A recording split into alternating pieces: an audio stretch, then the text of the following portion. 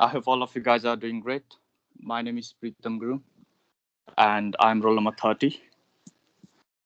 So this is the presentation group of roll number 28, 29, and 30. Sadly, we couldn't present last time. Hopefully, it's going to be great today. So today we are going to be sharing some of the slide on the topic of Land Record Information Management System. Quite a slide.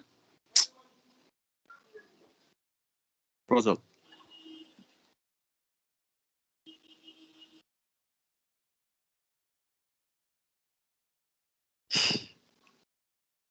एकछिन है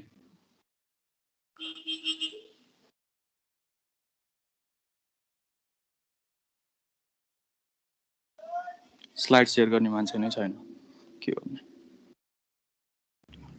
hello एकैछिनै एकजना member आएको छैन कि त्यो भएर एकछिन कुरेको कि प्रकाशले फोन गरेको थिएँ आउँदैछु भन्थे कि हेलो यस्तो गर्छ दिमाग खराब एक minute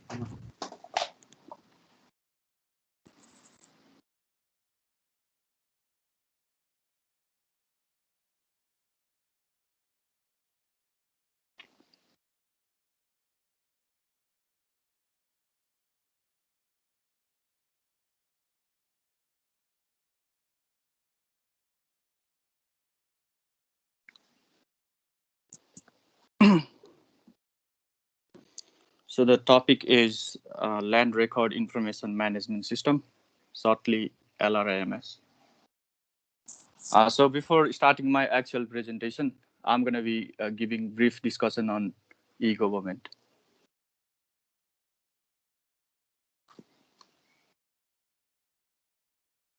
Undoubtedly, many of us know that the land administration services of Nepal are still being provided using the traditional method.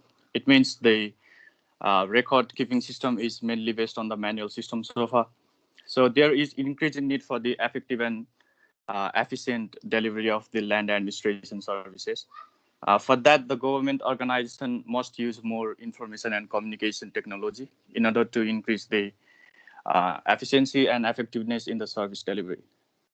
So that's why the government of Nepal is also showing the positive effort in order to implement the e-government. So what actually is the e-government? E-government is the type of the government that uses all those modernized technological devices such as computer, let's say internet or software solutions in order to bring improvement in the efficiency, easy availability, and the accessibility of the services and information to the citizens and maybe other organization that may be business organization or public organizations. And software is being the paperless system, it will definitely reduce the corruption and helps to improve the data quality. Moving on, I'd like to discuss something on the background. So basically, in today's presentation, I have divided my presentation into 3 groups. In the first part, I'm going to be describing on the background of the land information system of Nepal.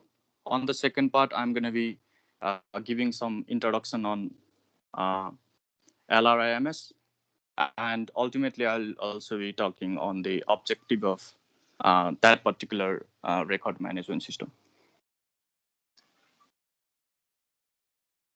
Background of land information system. A land information system is a geographic information system used by the local government for cadastral and land use mapping. And basically, the first land information system of Nepal was developed in 1991. Today, this is 2021. That means the land information system of Nepal is already 3 decades long. And so this the first LIOS project was Bhulakshmi project, but it couldn't function for the long time. And after that, many other application softwares were introduced, and I have mentioned many projects right over here in the slide, like DLAS, SAEX, lot registration management system. So out of all those, today specifically we are going to be talking on the Land Record Information Management System, that is LRIMS.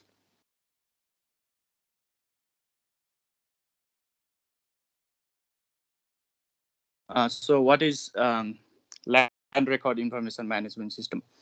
So it is an Asian Development Bank granted information and communication technology development project under the office of the Prime Minister and Council of Ministers of USA. And it was the project that was started in April 28, 2013 AD and ended in May 2018 AD. So basically, it is a web-based software solution developed and installed in different governmental organs such as GIDC and GEA. And after this software being installed in those GIDC and GEA, different department of the land reform and management, land revenue offices, and other stakeholders can access that particular software using the wide area network by the help of the intranet.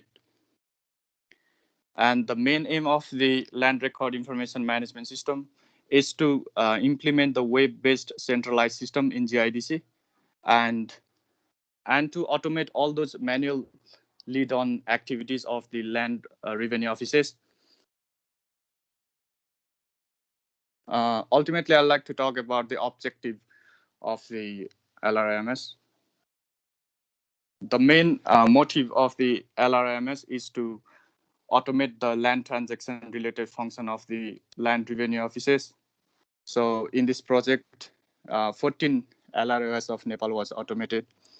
I haven't mentioned those 14 districts, but Baglum, Bake, Bhaktapur, Asakta were one of them.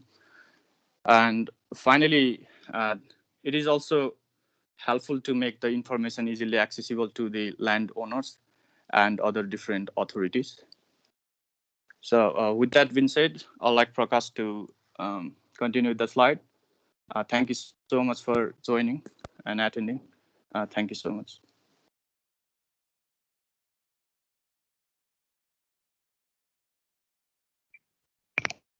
Thank you, Pritam Guru. Sound आएको छ? Yeah. अच्छा. ल thank you. म चाहिँ first of all चाहिँ server भनेको के हो भन्न गइरहेको छु. त्यसको के अरे यो प्रेजेन्टेसन स्टार्ट गर्नुभन्दा मेरो पार्टको पहिले चाहिँ. अनि so what is server? Server is centralised computer होइन. सर्भर भनेको केही पनि प्रोग्राम अर्थात् कम्प्युटर भनेको चाहिँ डेटाबेसहरू कलेक्ट गर्ने होइन. मतलब डिफ्रेन्ट टाइपको डेटाबेस हुन्छ त्यसमा चाहिँ. अनि डाटाहरूलाई कलेक्ट गर्न मिल्छ. अनि त्यसमा चाहिँ अब हामीले चाहिँ अहिले यो ल्यान्ड इन्फर्मेसनको बारेमा ल्यान्डको टाइपहरू हुन्छ नि, डिफ्रेन्ट टाइपको इन्फर्मेसन कलेक्ट गर्न मिल्छ.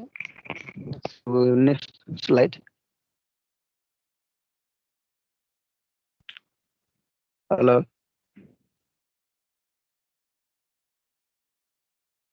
स्लाइड चेन्ज गर्नु.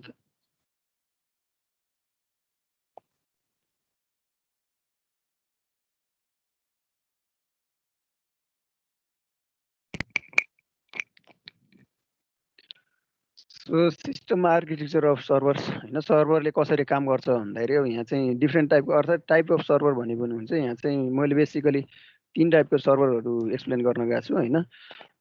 एप्लिकेसन सर्भर, वेब सर्भर र डेटाबेस सर्भरहरू हुन्छ. अनि त्यसमा चाहिँ एप्लिकेसन सर्भर भनेको चाहिँ त्यो जस्तै कुनै पनि डेस्कटपमा त्यसलाई चाहिँ कुनै पनि सफ्टवेयरलाई रन गर्नको लागि युज गरिन्छ होइन. अनि त्यो अब एप्लिकेसन सर्भर भनेपछि त्यसलाई त्यो चाहिँ के अरे सर्भरसँग फाइनल सर्भर जुन कनेक्टेड अरू सर्भरहरूसँग अर्थात् अरू कम्प्युटरहरूसँग कनेक्ट गरिएको हुन्छ. अनि इक्जाम्पल चाहिँ एउटा अपाचे टमक्याट भन्ने एउटा एप्लिकेसन सर्भरको इक्जाम्पल भइहाल्यो. अनि त्यसपछि वेब सर्भर अनि वेब सर्भर भनेको चाहिँ एउटा मिडल पार्टको काम गर्छ यसले चाहिँ हैन। यसले चाहिँ जस्तो कि हजुरको यो वेबसाइटहरू हैन तिनीहरूलाई चाहिँ डिस्प्ले गर्ने काम गर्छ ब्राउजरको थ्रुबाट। अनि यसको इक्जाम्पलहरू अपाचे अनि गुगल वेब सर्भर भइहाल्यो। अनि डेटाबेस सर्भर भने चाहिँ अब हाम्रो डेटाबेसहरूलाई कलेक्ट गर्ने म्यानेज गर्ने काम गर्छ त्यसमा चाहिँ। अनि यो चाहिँ अब डेटाबेस भनेको इन्फर्मेसनहरू कलेक्ट गर्ने भएको कारणले गर्दा यो कोर सर्भर पनि भन्छ यसलाई चाहिँ। अनि यसको इक्जाम्पलहरू ओराकल भयो, Microsoft SQL server etc. Next slide.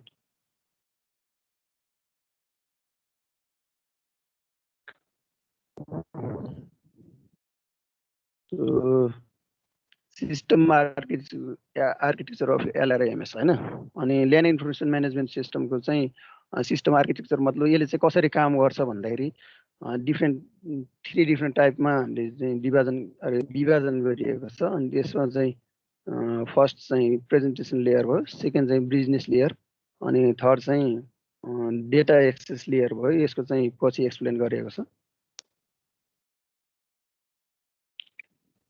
Slide change गरौँ।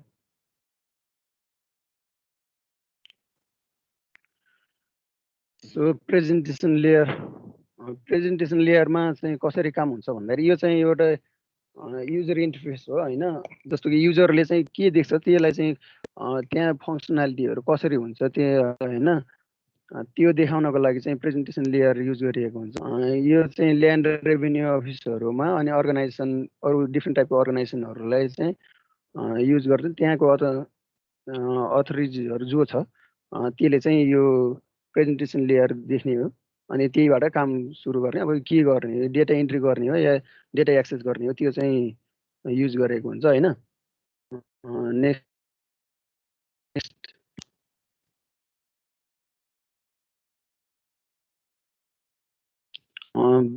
business layer हैन।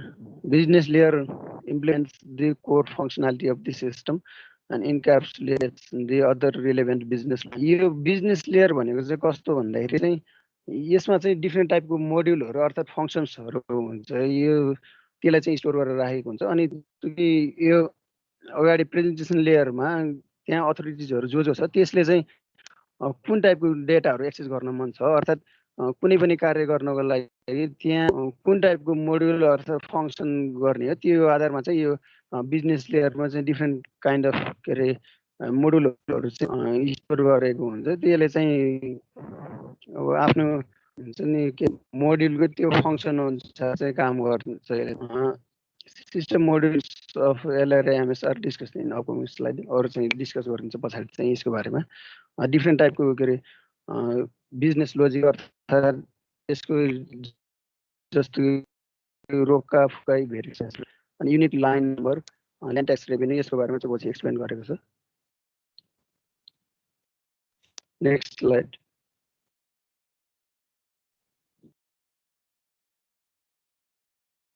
सो बिजनेस लेयरभित्र चाहिँ कस्तो कस्तो खालको मोड्युलहरू छ अर्थात् त्यहाँ कुन कुन कार्यहरू अर्थात् फङ्सनहरू हुन्छ भनेर एक्सप्लेन हुँदैछ यहाँ सर गर्दैछु म।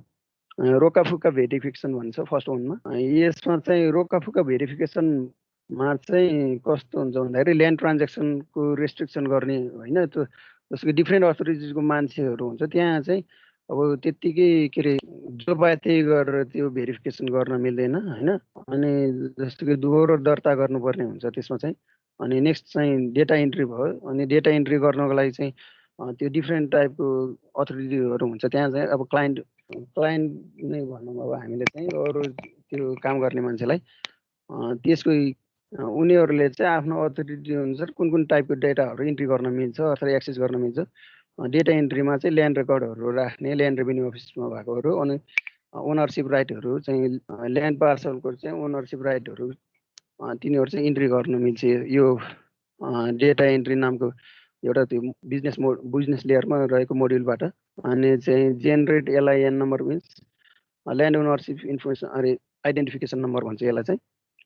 एउटा डिफ्रेन्ट अब धेरै टाइपको हुन्छन् त्यहाँ अरे मान्छेहरू त्यहाँ। अनि डिफ्रेन्ट पार्सलहरू चाहिँ अब मान्छेको एउटा आफ्नो किता जति छ त्यसको आधारमा चाहिँ आइडेन्टिफिकेसन नम्बर जेनेरेट गर्छ यसले चाहिँ। अनि ल्यान्ड ट्याक्स रेभेन्यूहरू भयो, records all land tax for info of each land parcel होइन।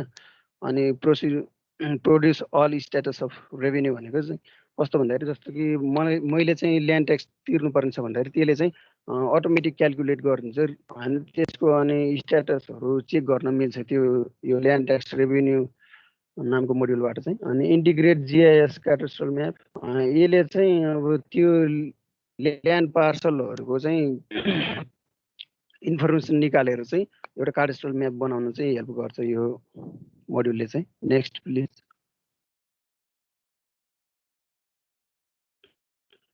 नेक्स्ट चाहिँ कस्तो नेक्स्ट मोड्युल चाहिँ ल्यान्ड भ्यालुएसन भयो। यसले चाहिँ हजुरको एउटा calculate and module are produce land values as per specific circle rate means यसले चाहिँ हजुर एउटा कि ल्यान्ड पार्सलको चाहिँ अब सर्टेन एरियामा त्यसको ल्यान्डको भ्यालुएसन कति छ होइन, त्यसको भ्यालु जस्तो कि ट्रान्जेक्सनहरू बिक्री गर्नको लागि किन्नको लागि त्यसको भ्यालु चाहिँ यो ल्यान्ड भ्यालुएसन मोड्युलबाट चाहिँ हेर्न मिल्छ। अनि क्यापिटल गेन ट्याक्स भयो नेक्स्ट चाहिँ। Capital gain tax means calculates capital gain tax based on data entry होइन। डेटा एन्ट्री चाहिँ कति भएको छ अनि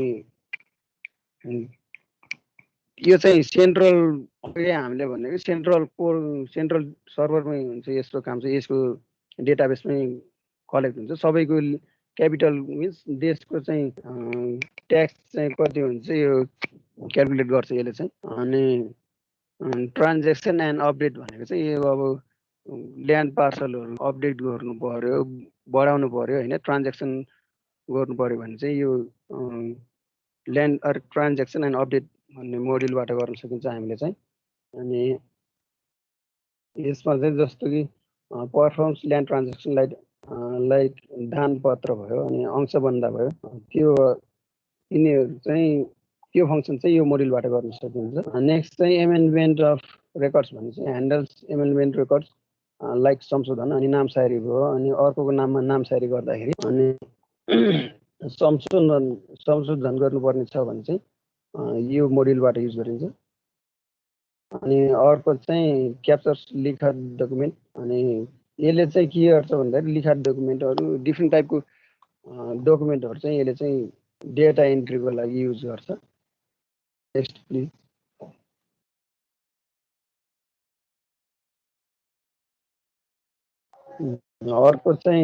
अर्को मोड्युल चाहिँ के छ भन्दाखेरि क्याप्चर फिङ्गरप्रिन्ट होइन। जस्तो कि अनअथराइज मान्छेले गएर त्यो अरूको ल्यान्ड एक्सेस गर्ने डेटाबेसहरू हेर्न चाहिँ मिल्दैन।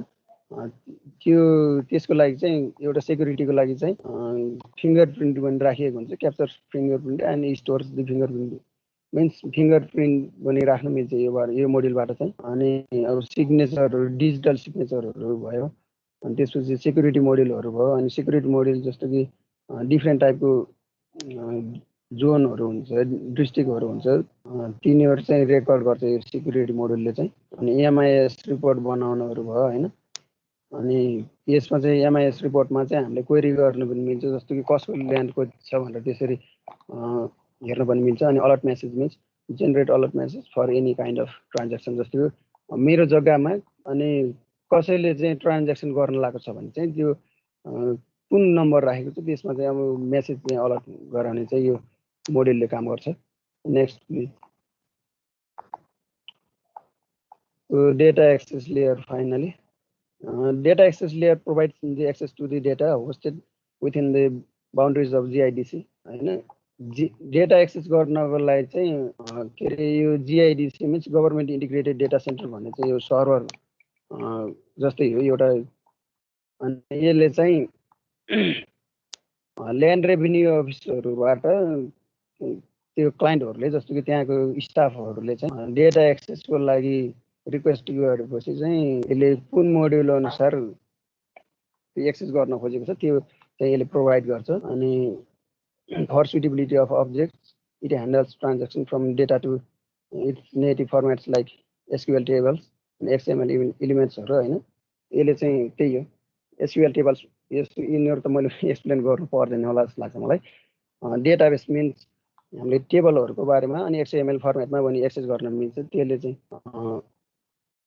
यो डेटा एक्सेस लेयरले चाहिँ त्यसरी नै प्रोभाइड गर्छ। अनि there are backup servers for all the servers to avoid loss of data due to failure हैन। यो भने चाहिँ यो डेटा एक्सेस लेयरमा चाहिँ डिफरेन्ट टाइपको सर्भरहरु चाहिँ यो स्टोर गर्नको लागि धेरै चाहिँ सर्भरहरु बनाएको हुन्छ ताकि हामीले डेटाबेस क्र्याश भयो भने पनि चाहिँ अर्कोबाट एक्सेस गर्न मिलोस् भनेर।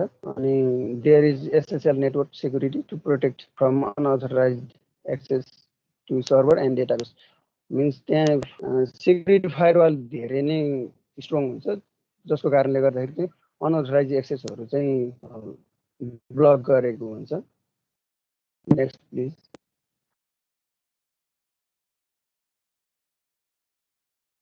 तो यहाँ चाहिँ सिस्टम आर्किटेक्चर अफ LRIMS यो चाहिँ डायग्राममा देखाएको छ।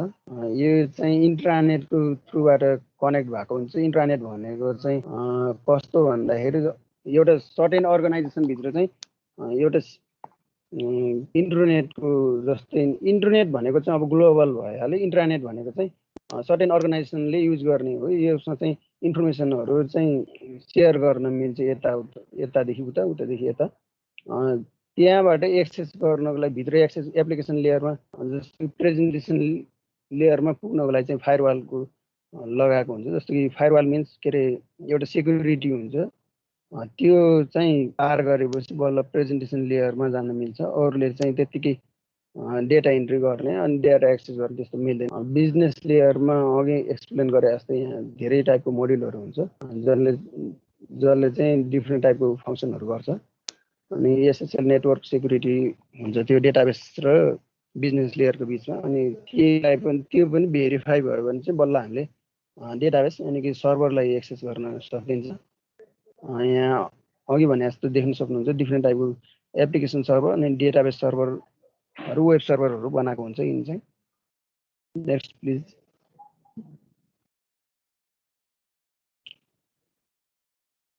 सो यहाँ चाहिँ finally system design architecture for इम्प्लिमेन्टेसनको लागि सिस्टम डिजाइन कसरी भएको छ भनेर चाहिँ यसमा एउटा डायग्राममा देखाएको छ। GIDC मा हेर्न सक्नुहुन्छ तपाईहरुले।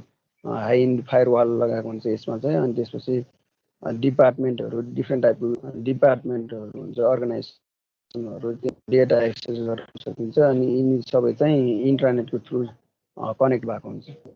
सो मेरो पार्ट यति नै हो यसको आर्किटेक्चरको बारेमा।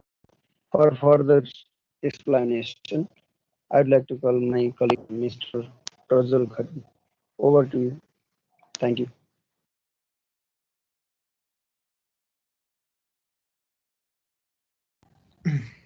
Thank you, Prakash. Welcome to my part of the presentation. I will be covering a few topics about this system. The first topic is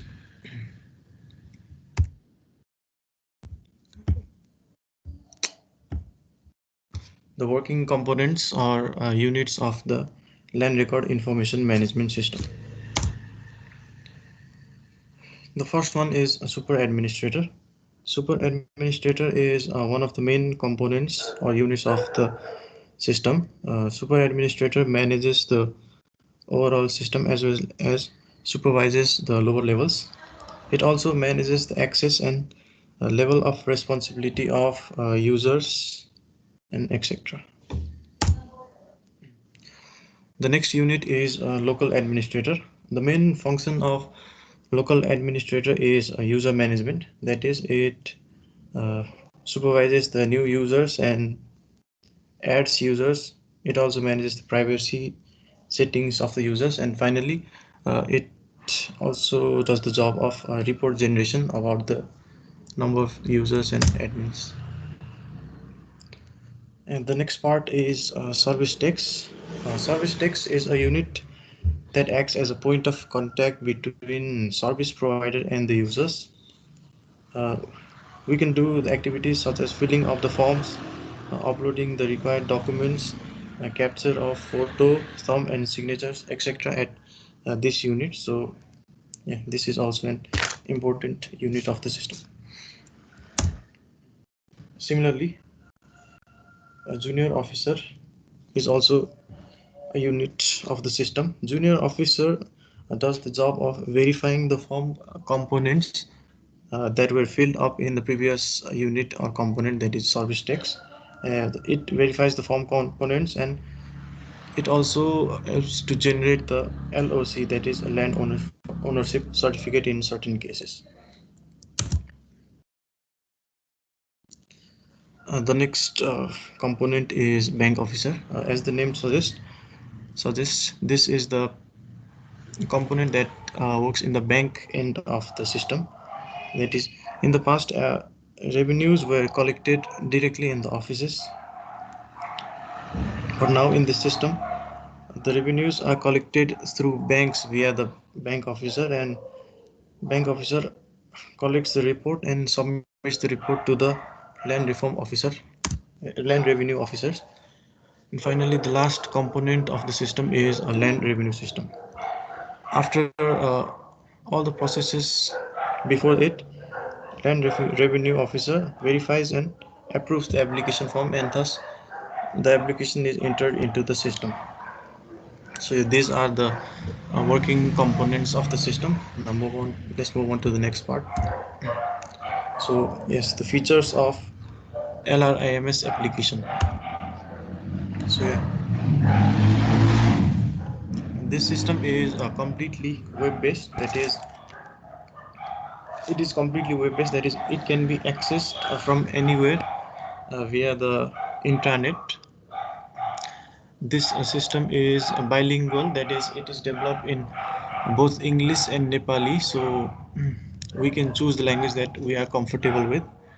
It has standby backup. Standby backup means that if the main server, that is in GIDC, crashes by any means, then the backup server takes over immediately, and not letting the not having effect.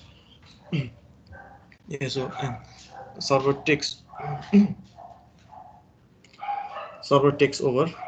Backup server takes over. Similarly, if the system also crashes, there is also a backup system that immediately takes over through the system, so the works are unaffected. The next is paperless system. As we know, the offices now, previous old system used to collect the records and store the records in form of papers and files and stuff like that. But now, in this system, maximum of the works are done via the software. That is, maximum data are recorded in the software via soft copy. So yes, it also introduces the paperless system. Similarly, notification service, similar to the mobile banking that we all know. If any transaction we if we do any transaction in the bank, we get notification, that is alert message, in our phone. So if we it is similar to the mobile banking. If we do any sort of transactions related to the land, then this system sends us the alert message link to the linked mobile number. The next feature is automation of functions. Certain functions of land revenue offices are automated by the system, by this application. And lastly, the system, this application is secure, secure from any theft and stuff like that. So these are the features of the application. So comparison of the old system and land record information management system. So I will be giving an insight about how these systems are different from each other. The first point is, yes, so no duplication of records in the new system. Because the LRIMS assigns unique LIN, that is land information number, to every record that it inputs. There is no possibility of duplication of records, whereas in old system, no LIN numbers were assigned, so there is a very high possibility of duplication of the records.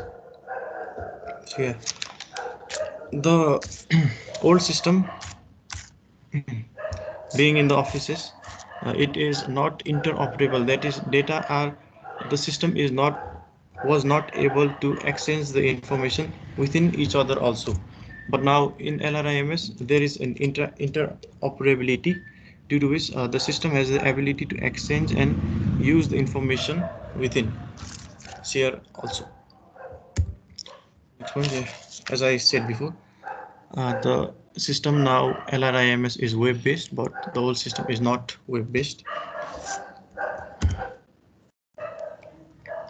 LRIMS is centralized, that is, it can be controlled by one location, and management of the server and database is easy. That is, it is installed in the GIDC, and management of the server is very easy from one location. Whereas in old system, it is standalone. That is, each offices had their certain databases, and they were not interoperable between each other, and the data exchange and management was hard, relatively hard. The next point is LRIMS enables us to the use of different electronics devices, whereas the old system used papers and records, files, and etc. So it is a bonus. Yeah, the next point is high data security in LRIMS. So yeah, data security, LRIMS uses the Oracle database and also MySQL, whereas the old system did not have any sort of database, online database. Uh, Also, LRIMS, due to the use of software, the chances of theft, fire, natural disaster, etc. are very low. But in the old system, the theft, fire, and natural disasters are a very possibility, and yeah, it may hamper the data. So data is more secure in the system, and the new system, that is Land Records Information Management System. And finally, the LRIMS is more available, that is highly available compared to old system, which is less accessible.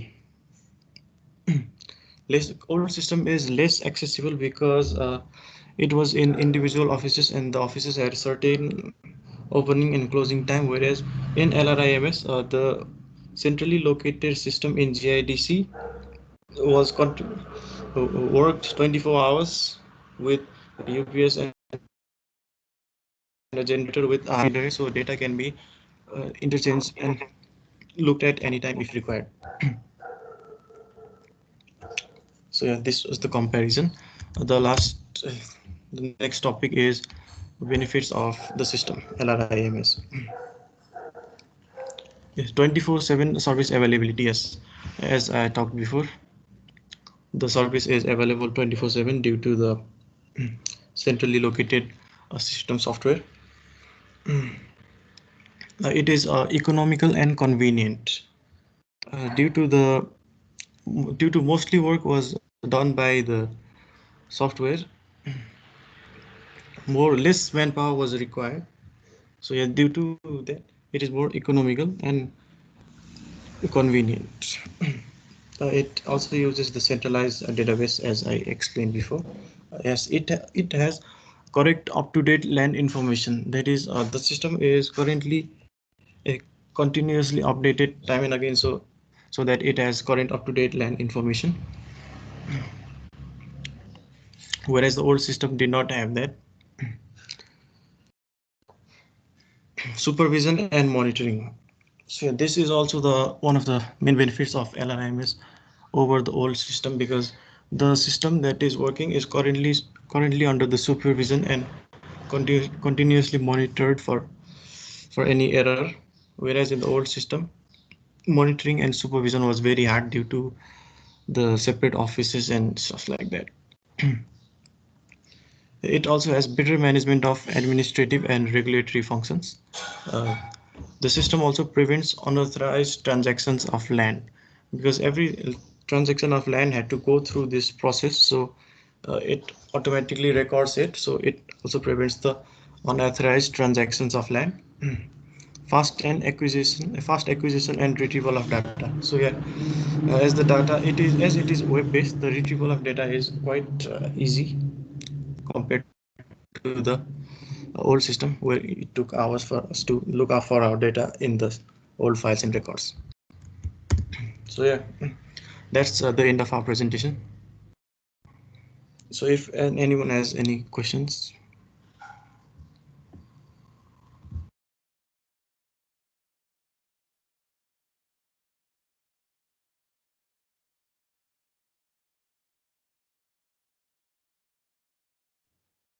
Okay, thank you for your presentation. So your presentation मा चाहिँ स्लाइडहरु तिमीहरु आफै बनाएको कि कन्टेन्टहरु अरुको राखेको के हो खास कसरी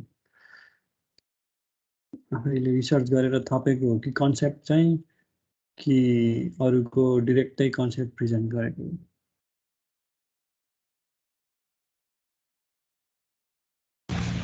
यो त्यही जर्नल नम्बर 14 त्यही आर्टिकल 6 बाट हो अनि अलिअलि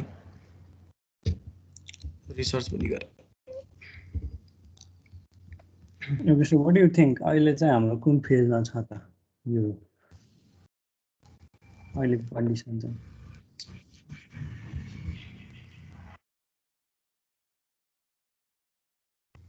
अहिले अलि डेभलपिङ फेजमा छ के हो यो डेभलप हुँदैछ इम्प्लिमेन्ट हुँदैछ कहाँ कहाँ इम्प्लिमेन्ट हुँदैछ कुन सिस्टम इम्प्लिमेन्ट हुँदैछ अहिलेको सिस्टम केको आधारमा छ त्योहरुको बारेमा केही तिमीले हेर्यौ सर्च गर्यौ कतै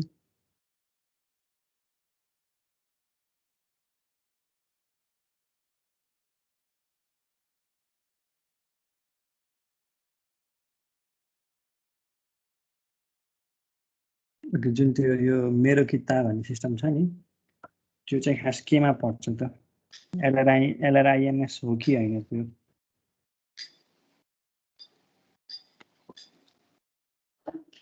ओके ठीक छ तिमीले प्रेजेन्ट गरेको आर्किटेक्चरहरु यताउता सबै राम्रो थियो है हजुर अझै अहिले कम्पेरिजन गरेको भए हुन्थ्यो हामी यति फेजमा छौँ हैन यो कारणले गर्दाखेरि यो हुन सकेको छैन यो चाहिँ यो मान्छेले दिएको कन्सेप्ट हो तर किन इम्प्लिमेन्ट भएको छैन त यो कन्सेप्ट भन्ने कुराहरु त्यस्तो खालको एनालिसिस पनि गरेको भए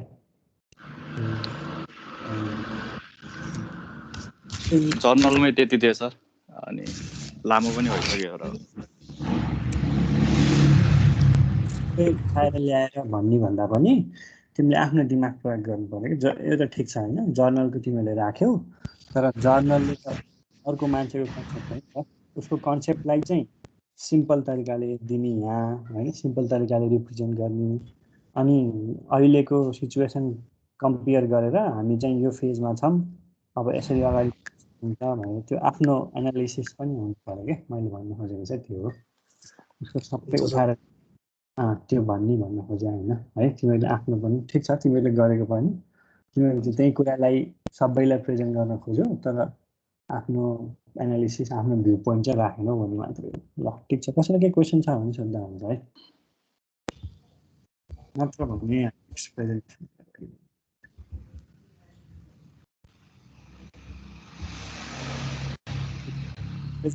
प्रेजेन्टेसनलाई चाहिँ त्यो अपलोड गर तिमीसँग है तिमीसँग फाइल्समा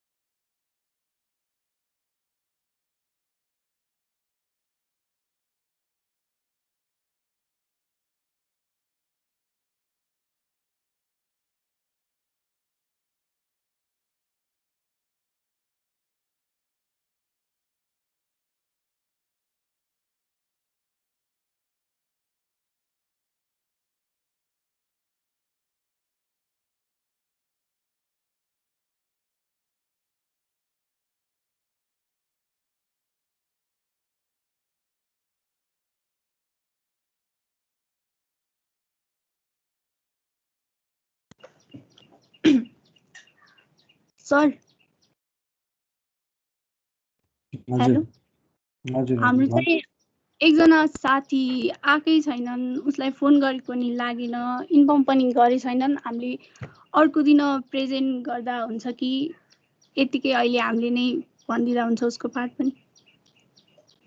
तिमीहरू भन्दा अर्को ग्रुपको पहिला गरौँ, तिम्रो साथीहरू ऊ चाहिँ आयो भने अहिले गर्दा हुन्छ, नत्र भने तिमीहरूले आजै गर्नुपर्छ। गर्नु चाहिँ लास्टमा गर्दा हुन्छ। हुन्छ सर।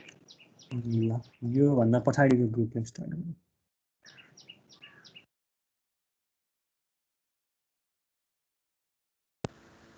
सनम, हेलो सनम, ल प्रेजेन्ट गरेर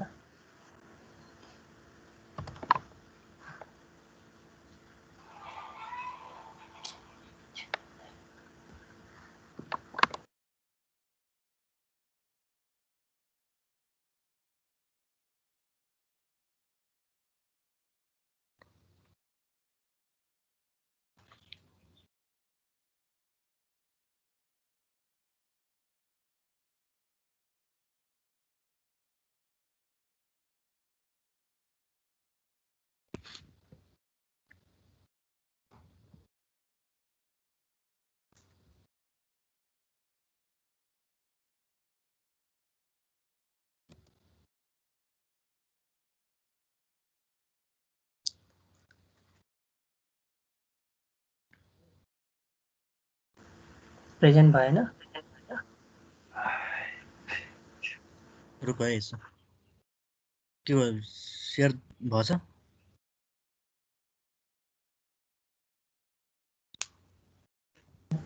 नै भएन।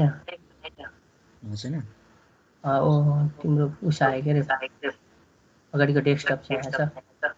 ए ल, अब खोल न।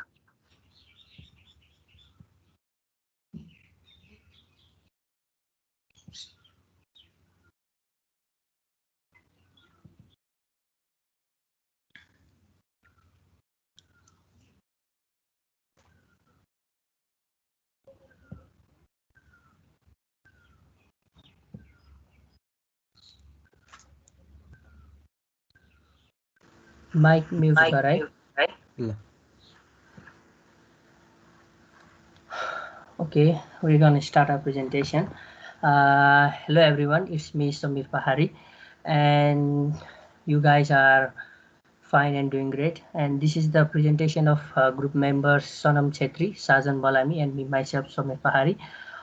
Today we are going to present on the topic remote sensing and GIS.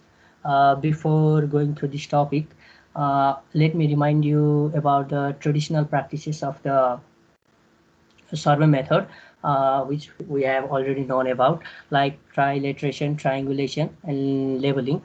But with the due course of time and with the development of science and technology, now different advanced methods have been implemented for this survey method. While talking about this advanced science and technology, we will be discussing about the remote sensing and GIS. Okay, next slide. Okay, what is remote sensing? I think the word is itself clear. Remote means distance and sensing means to perceive or to sense an object. Thus, it is defined as the process of detecting and monitoring, measuring the physical characteristics of a certain object or certain area or certain boundary by measuring the reflected and the emitted radiation from the object. And for that, we can use satellite or aircraft which are attached with an special cameras to collect those remotely sensed images. Next slide. Now, talking about the types of remote sensing, based on the sensors used, there are two types of remote sensing. One is active remote sensing and another one is passive remote sensing.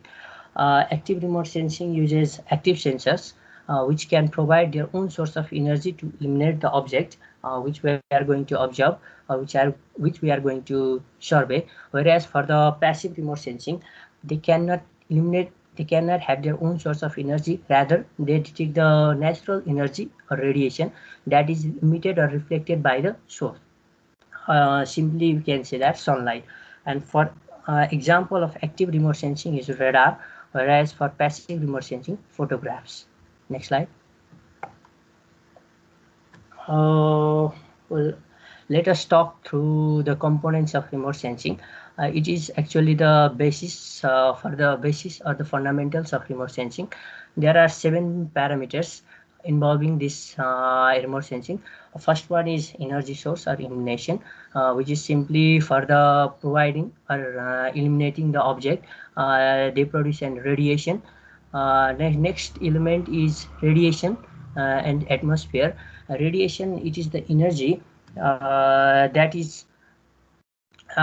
contains the raw information after which is perceived by the sensors, which are generally attached with the satellites or aircraft.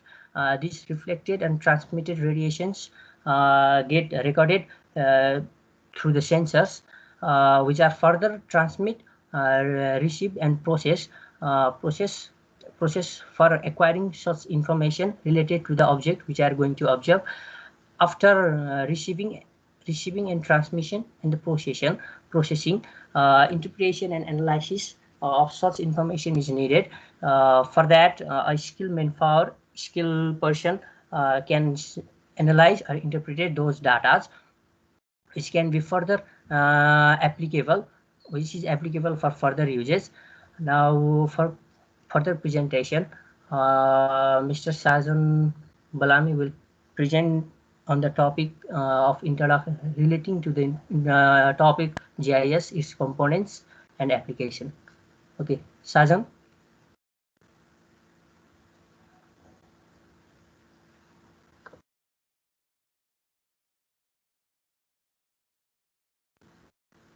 Sajan.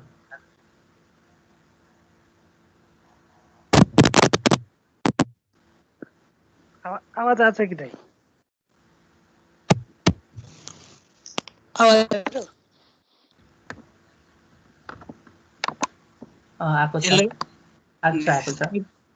Thank you, Sabir. So I am going to present about GIS, its component, and some application of remote sensing in GIS. So I am going to start now.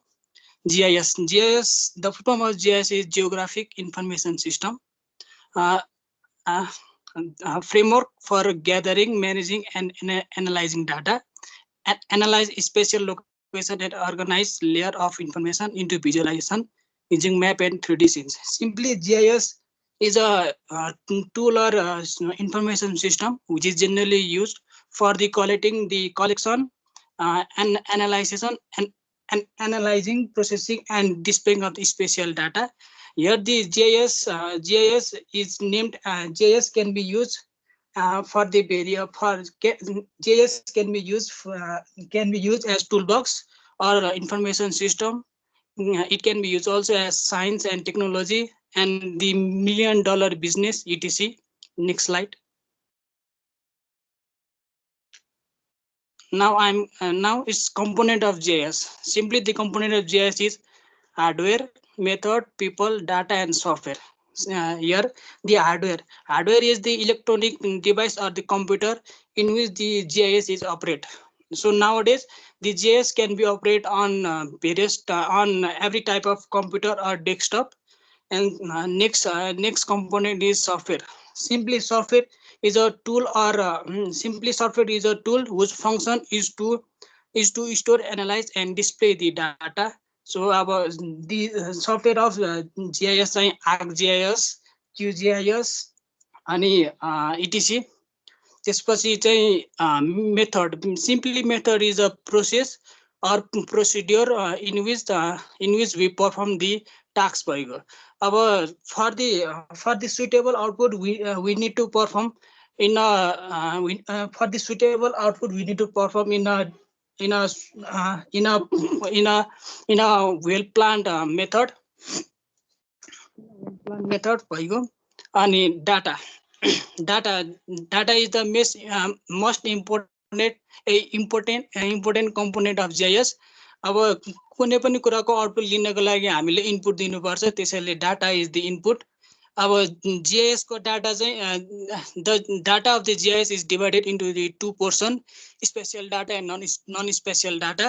अब spatial data भन्नाले चाहिँ spatial data gives the information about the location, shape size etc, and the non special data give the information about the color, texture, quality, quantity etc. About people, it is also the main component of GIS. People mean user, whose work is to give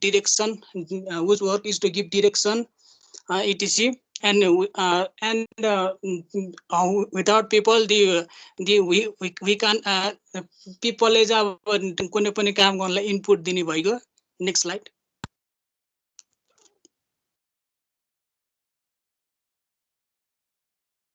So now I am going to explain about some application of remote sensing and GIS on the various field. So one of the field is on urbanization. It means नेपालीले भन्दाखेरि चाहिँ यसलाई सहरीकरण भन्छ। अब application of remote sensing, updating road map, managing city access in securing safety standard. Remote सेन्सिङले चाहिँ हामीलाई अब सहरीकरण गर्दाखेरि नयाँ नयाँ रोड बनाए हुन्छ, त्यस अनुसारको रोडहरूलाई अपडेट गर्दै जानु पर्यो। अनि सिटीहरूले चाहिँ सेफ वेमा बसाल्नु पर्यो। अब घरहरू बनाइन्छ सिटीमा बनाउँदाखेरि। अब application of GIS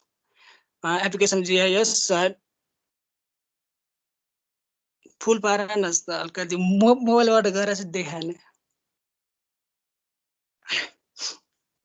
Application of GIS is detecting current land use as well as change the land use for entire urban area, creating land use map and plans, analyzing socio-economic and environmental data, and conducting land suitability analyze using map overlay special queries. अब GIS ले चाहिँ अब के गर्छ भन्दाखेरि चाहिँ अब कुन ल्यान्ड के को लागि युज भएको छ भनेर इन्फर्मेसन दिन्छ। जस्तै फिगरमा हेर्न सक्छौँ हामीले, फिगरमा चाहिँ ABCDE गरेर हामीले एरियाहरू छुट्याछौँ। ABCD गरेर छुट्याछौँ। बीले चाहिँ इन्डस्ट्रीहरूको बारेमा दिन्छ भने सीले चाहिँ सिंगल फ्यामिली हाउसिङ ETC को बारे एक्सप्लेन गर्छ। Next slide. अब फरेस्ट्रीमा चाहिँ रिमोट सेन्सिङ र GIS को युजहरू भन्नु पर्दाखेरि चाहिँ रिमोट सेन्सिङको डिटेल फरेस्ट इन्भेन्टोरी डाटा। अनि यो चाहिँ अब फरेस्टहरुमा कति फरेस्टहरुमा एनिमलहरु कुन प्रकारका एनिमलहरु कतिवटा छन् भनेर त्यसले चाहिँ अब त्यसले चाहिँ एक्सप्लेन गर्ने भइगयो। इट गिभ नलेज अबाउट भइगयो। अनि नेक्स्ट चाहिँ broad area monitoring of health, forest health, अनि assessing forest structure for sustainable forest management. यसले चाहिँ अब फरेस्ट म्यानेजरहरुको लागि फ्युचरसम्मको फरेस्टहरुको दिगो विकासको लागि चाहिँ के प्रोसेसहरु गर्नुपर्छ भनेर नलेज दिन्छ, आइडिया दिन्छ। अब GIS ले चाहिँ अब प्लानिङ र मोडलिङ भइगयो। अब फरेस्टहरुको फर्दर डेभलपमेन्ट या सेफ्टीको लागि हामीले के कस्तो प्लान गर्न सकिन्छ भनेर आइडिया दिन्छ। अनि health in saving wild time, अब वाइल्ड टाइमको लागि सेफ गर्नको लागि यसले आइडिया दिन्छ। Next slide. अब मिलिट्रीमा रिमोट सेन्सिङ र GIS को युजहरु चाहिँ अब रिमोट सेन्सिङमा चाहिँ मिलिट्रीमा चाहिँ रिमोट सेन्सिङको युज स्पाइकिङ अन एनिमी। अब कुनै पनि वार हुँदाखेरि चाहिँ एनिमीहरुको लोकेसनको बारेमा अब हामीलाई यसले लोकेसनहरु दिन्छ। अब searching for aircraft and saving life after fatal crash. अब वार हुँदा या कुनै पनि एक्सिडेन्टहरु हुँदाखेरि अब त्यो एयरक्राफ्टहरुको लोकेसनहरुको बारेमा नि यसले लोकेसन दिन हेल्प गर्छ। अनि अब टाइममा पुग्न सक्यो, अब त्यो एक्सिडेन्ट वा क्रास भएको ठाउँमा पुग्न सक्यो भने हामीले लाइफहरु सेभ गर्न सकिन्छ। अनि navigation ship safety with the most optimal road. अब यो चाहिँ के रे के रे सिटीको बााउन्ड्री चाहिँ ओसनहरू सीहरू छ भने चाहिँ यो चाहिँ धेरै युज हुन्छ। अब नेपालको कन्टेन्टमा चाहिँ यो खासै युज हुन्न। अब हामीले सिपको रुटहरू चाहिँ सेफ इजी र सर्ट भयो भने चाहिँ हामीले यसबाट फाइदा लिन सक्छौँ। अब नेक्स्ट चाहिँ जिएसको युज छ। जिएसले चाहिँ identifying threat to homeland security, अब होमल्यान्डको सेक्युरिटीको बारेमा यसले इन्फर्मेसन दिन्छ। युनाइटेड नेसन पिस किपिङ, अब शान्ति बन्नको लागि पनि यसले हेल्प गर्छ। अनि inventoring potential landing zone to helicopter unseen unheard and flat terrain. अब जिएसले चाहिँ कुनै पनि एरियाको बारे, कुनै पनि एरियाको फिजिकल फेनोमेनाहरूको हामीलाई फिजिकल फेनोमेनाहरूको बारेमा हामीलाई इन्फर्मेसन दिन्छ। अब त्यो एरियामा अब त्यो एरियाको ल्यान्डहरू कस्तो छ, अब हिल्ली छ कि फ्ल्याट छ कि माउन्टेन छ कि कस्तो छ, फरेस्टहरू कस्तो छ, इटिसीको अनि क्लाइमेटहरूको बारे नि यसले ज्ञान दिन्छ, के अरे इन्फर्मेसन दिन्छ। त्यसै अनुसारको हामीले अब हेलिकप्टर ल्यान्ड गर्ने एरियाहरू पनि छुटाउन सकिन्छ। अनि कुनै पनि एरियामा कुनै पनि अब प्लानिङहरू गर्नु छ भने चाहिँ जिएसले हेल्प दिन्छ, इटिसी। For the further slide, I would like to call my friend Sanam. Thank you.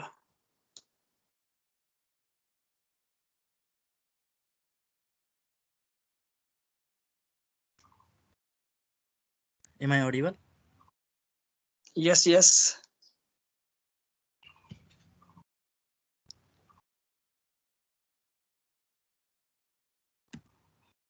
I will be continuing with the applications, and one of the many applications of remote sensing and GIS is disaster management. So studying about the disaster hazards, risk and vulnerabilities. So satellite images को सहायताले चाहिँ हामीले disaster hazards, risk र vulnerabilities को study गर्न सक्छौं। कुन कारण चाहिँ डिजास्टर्सहरू भए र कुन एलिमेन्ट्सहरू रिस्कमा छन् त्यो हामीले स्टडी गर्न सक्छौं। त्यसैगरी monitor disasters, preparing inventories of disasters,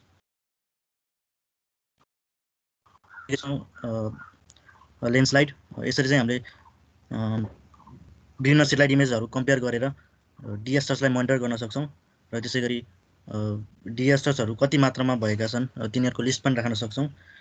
similarly preparing different thematic layers for spatial data analysis in GIS, र यसरी हामीले सेटेलाइट इमेजेसहरूले चाहिँ जिएसमा स्पेशल डाटा एनालाइसिस गर्नको लागि थेमेटिक लेयर्सहरू तयार गर्न सक्छौं।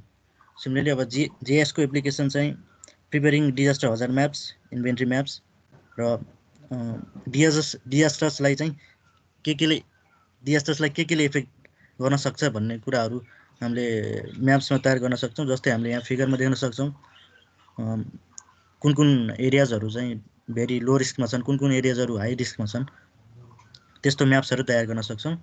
Similarly determining higher likelihood events based on historical data and spatial analysis, जिएसको थ्रुबाट चाहिँ हामीले पहिला कुन एरियामा डिजास्टर्सहरू कस्तो थियो र अब कुन एलिमेन्ट्सहरू रिस्कमा छन्, कुन एरियाजहरू रिस्कमा छन् त्यो डिटरमाइन गर्न सक्छौं र त्यसले चाहिँ हामीले कुन प्रिभेन्टिभ मेजर्सहरू अपनाउन सक्छौं त्यसको पनि इन्फर्मेसन पाउन सक्छौं।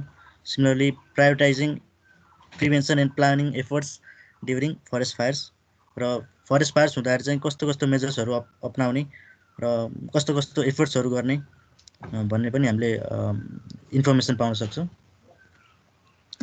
सिमिलरली अब नेक्स्ट एप्लिकेसन चाहिँ एग्रिकल्चर हुन सक्छ। So remote sensing is contributing in identifying crop conditions using NDVI technologies. NDVI technologies भनेको चाहिँ सेटेलाइट्सहरू युज गरेर त्यस्तो इमेजहरू क्याप्चर गर्ने जसले चाहिँ क्रप कन्डिसन्सहरू देखाउन सक्छ। जस्तै यहाँ फिगरमा देख्न सकिन्छ राइट कर्नरमा। यसमा NDVI टेक्नोलोजिजहरूले क्रप्सको लिप्सको कलरहरू र क्रपको हेल्थ कस्तो छ भन्ने पनि आइडेन्टिफाई गर्न सकिन्छ। Similarly determining soil moisture content which depict the condition of water cycle full and drought, त्यसै गरी एस्टिमेटिङ क्रप यिल्डलाई पनि एस्टिमेट गर्न सक्छौँ। त्यसै गरी GIS को एप्लिकेसन एग्रिकल्चरमा चाहिँ preparing map showing geographical and geological features of current land. अब कुनै पनि ल्यान्ड खेती योग्य छ कि छैन भन्ने पनि हामीले GIS को माध्यमबाट इन्फर्मेसन पाउन सकिन्छ। using the geographical and geological features and analyzing soil data combined with historical farming practices. र पहिला कुनै पनि ल्यान्डमा कस्तो फार्मिङ प्र्याक्टिसेसहरू गरियो र त्यसको सोइल डाटालाई चाहिँ एनालाइज गरेर अब कुन क्रप्सहरू लगाउँदा चाहिँ धेरै आम्दानी हुनसक्छ र धेरै आम्दानी हुनसक्छ भन्ने पनि GISबाट हामीले एक्सेस गर्न सक्छौँ। Similarly eventually it helps in increasing the food production. त्यसै गरी क्लाइमेट चेन्जमा पनि रिमोट सेन्सिङको त्यत्तिकै भूमिका रहेको हुन्छ। क्लाइमेट चेन्जलाई स्टडी गर्न र त्यसलाई मिनिमाइज गर्न, त्यसलाई ब्यालेन्समा राख्न। So one of the important factors responsible in imbalance climate change are the exploitation of forest resources. So forest सप्लाइजलाई चाहिँ मोनिटर गर्न सकिन्छ। What are the elements at risk in forest, त्यो पनि मोनिटर गर्न सकिन्छ using the satellite images and comparing climate factors from past to present. अब climate factors जस्तै कार्बन डाइअक्साइड, कार्बन मोनोक्साइड, तिनीहरूलाई चाहिँ on the function with time, त्यस टाइमको फङ्सनमा चाहिँ तिनीहरूलाई म्याप तयार गरेर कम्पेयर गर्न सकिन्छ। Similarly remote sensing helps in measuring the rise of sea level, which will surely give information about the climate change. So another application is further application of climate change of GIS. GIS helps in modeling vegetation, atmospheric rainfall and ecosystems to study their interactions, collecting data to study sea level rise and climate change, and also using Google Planetary Engine we can view the alarming changes of the planet. Google Planetary Engine use गरेर अब हामीले प्लानेटको कुनै पनि पोर्सनमा recent इयर्समा, recent टाइममा के changes आएको छन् भन्ने पनि इन्फर्मेसन पाउन सक्छ। We can directly view such changes. Similarly remote sensing र GIS को इन्भाइरोमेन्टमा पनि त्यत्तिकै इन्भाइरोमेन्टको डिफ्रेन्ट एस्पेक्ट्सहरू स्टडी गर्न र इन्भाइरोमेन्टलाई ब्यालेन्स राख्नमा पनि त्यत्तिकै भूमिका रहेको हुन्छ। So one is map. So using remote sensing we can map biodiversity, animal species र प्लान्ट स्पेसिसमा कतिको डाइभर्सिटी छ भन्ने पनि म्यापिङ थ्रु देखाउन सक्छौँ। र we can keep the count of endangered species like panda. अब रिमोट सेन्सिङको सहायताले र सेटेलाइट इमेज युज गरेर हामीले इन्डेन्जर्ड स्पेसिसको काउन्ट राख्न सक्छौँ। र similarly assessing the environmental change. So remote sensing helps in studying the different factors which help in assessing the environmental change eventually. GIS को एप्लिकेसन्सहरू चाहिँ measuring anticipated effects on the environment of a proposed development project. So GIS को थ्रुबाट चाहिँ कुनै पनि development प्रोजेक्टले इन्भाइरोमेन्टमा कस्तो असर गर्ने स्टडी गर्न सक्छौँ। So similarly extinguishing fires raster by understanding how to discrete steps like BA+ जस्तो प्रोग्राम जुन चाहिँ GIS बेस्ड हुन्छ, त्यसबाट चाहिँ हामी पनि अनगोइङको बिहेभियर स्टडी गर्न सक्छौँ र कस्तो ट्रिटमेन्ट प्लान्सहरू एप्लाई गर्न सक्छौँ त्यसको पनि इन्फर्मेसन पाउन सक्छौँ। सिमिलरली हेबिटेट सुटेबिलिटी, कुनै पनि अब एनिमल्सको लागि कस्तो ठाउँ चाहिँ बाँच्नको लागि योग्य छ, त्यसको लागि पनि हामीले खोज गर्न सक्छौँ युजिङ GIS। रिमोट सेन्सिङ र GIS को पनि उत्तिकै भूमिका रहेको हुन्छ। Using remote sensing elevation models, digital elevation मोडल्सले चाहिँ हुन्छ। With the help of such digital elevation models, we can delineate watersheds, and watersheds responsible in controlling flow and similarly studying the linear, aerial, and relief of the catchments and prepare inventories of watersheds. Remote sensing is very helpful. Our estimating soil loss by soil erosion applying universal soil loss equation. Soil erosion कति amount soil loss estimate गर्न सक्छौं. Universal soil loss equation मा use हुने प्यारामिटर्सहरु चाहिँ हामीले GS बाट obtain गर्न सक्छौं. Similarly, estimating runoff by using meteorological data, topographic data, and delineating watershed catchment areas. अब further presentation को लागि चाहिँ I would like to request our friend Samit. Okay. Hello. Yes. Okay, next slide.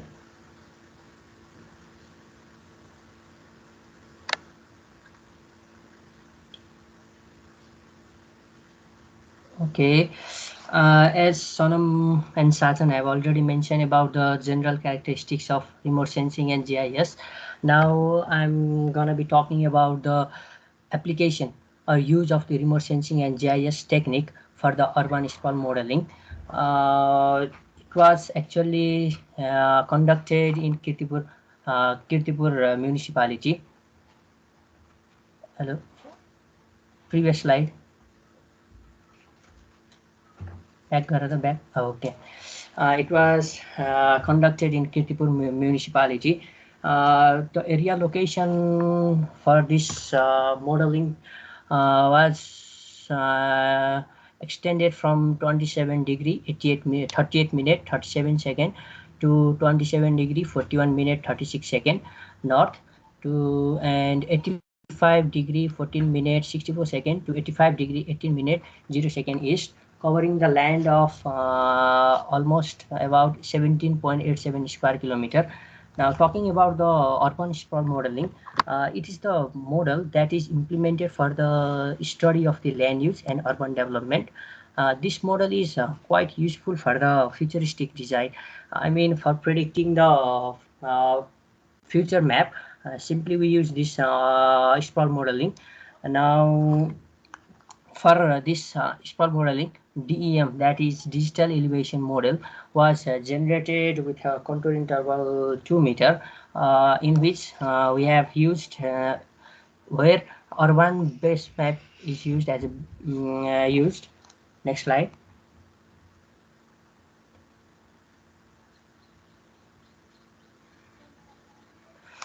Now, talking about the data used, well, during this preparation or during this modeling, different set of data were used. In 1998, aerial photographs for remotely sensed data, aerial photographs were taken with a scale of 1:5,000. With 36 ground control points that is collected with DGPS technique. And similarly, for the preparation of land use maps for 2006 and 2012, Econos and GeoEye-1 satellite generate those remotely sensed images for the production of land use maps. Next slide.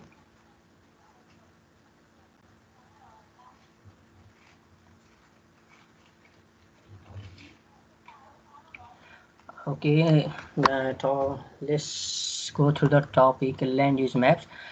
These maps are basically the maps showing the different criteria, different fields such as agriculture, build-up area, forest, water bodies, and industrial areas and other factors. For these maps, from the given set of data which are acquired from the in different respective years, we prepared the land use maps in 1998, 2006, and 2012.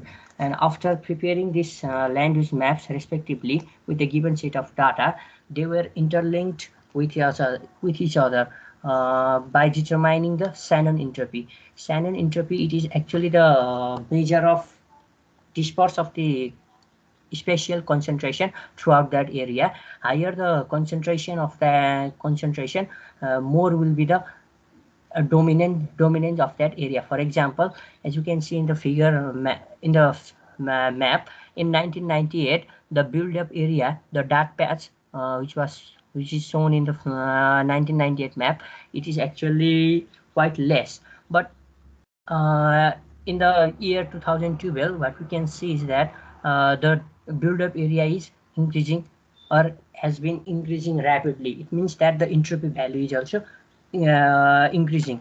The dispersion rate is higher as compared to the 1998. After the computation of such entropy, their entropy difference, that is differential entropy, is also calculated. This differential entropy is actually used for determining the sprawl growth.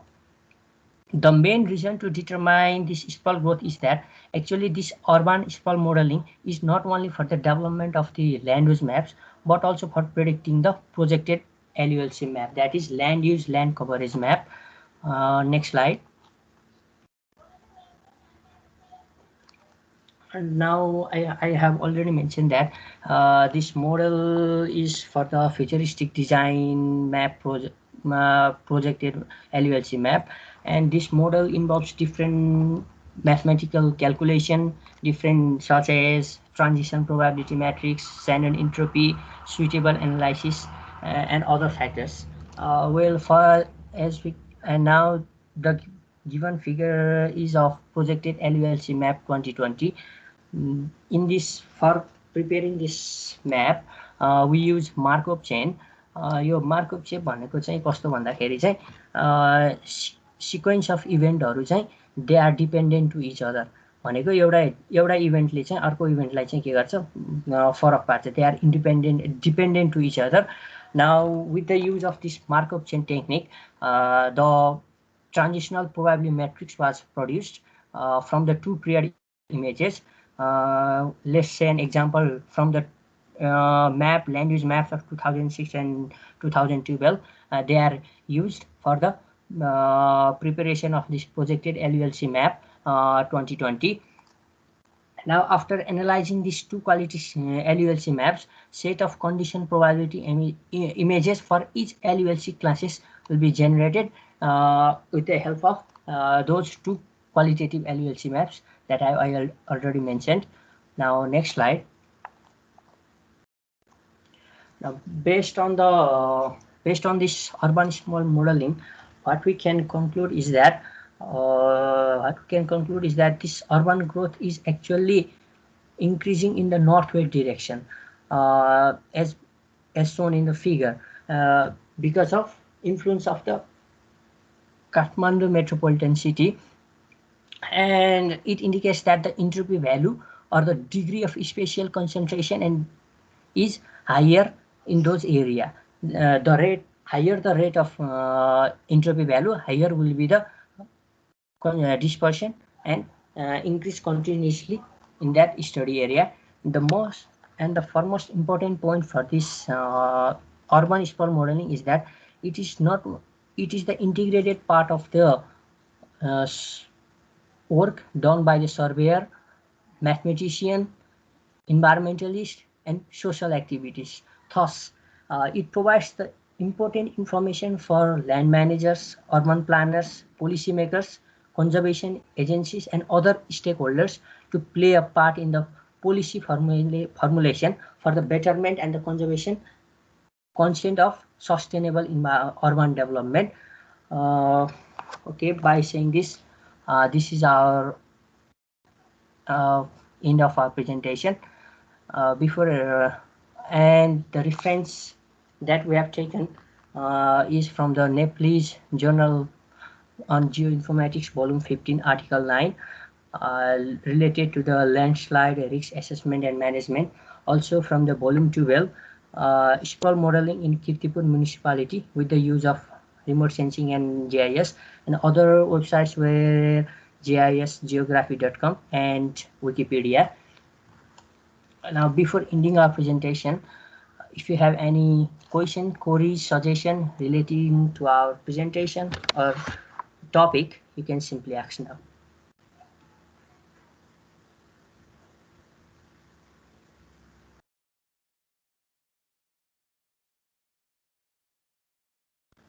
Anyone?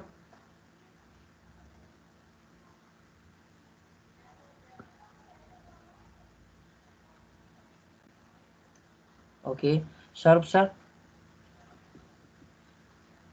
Okay, thank you.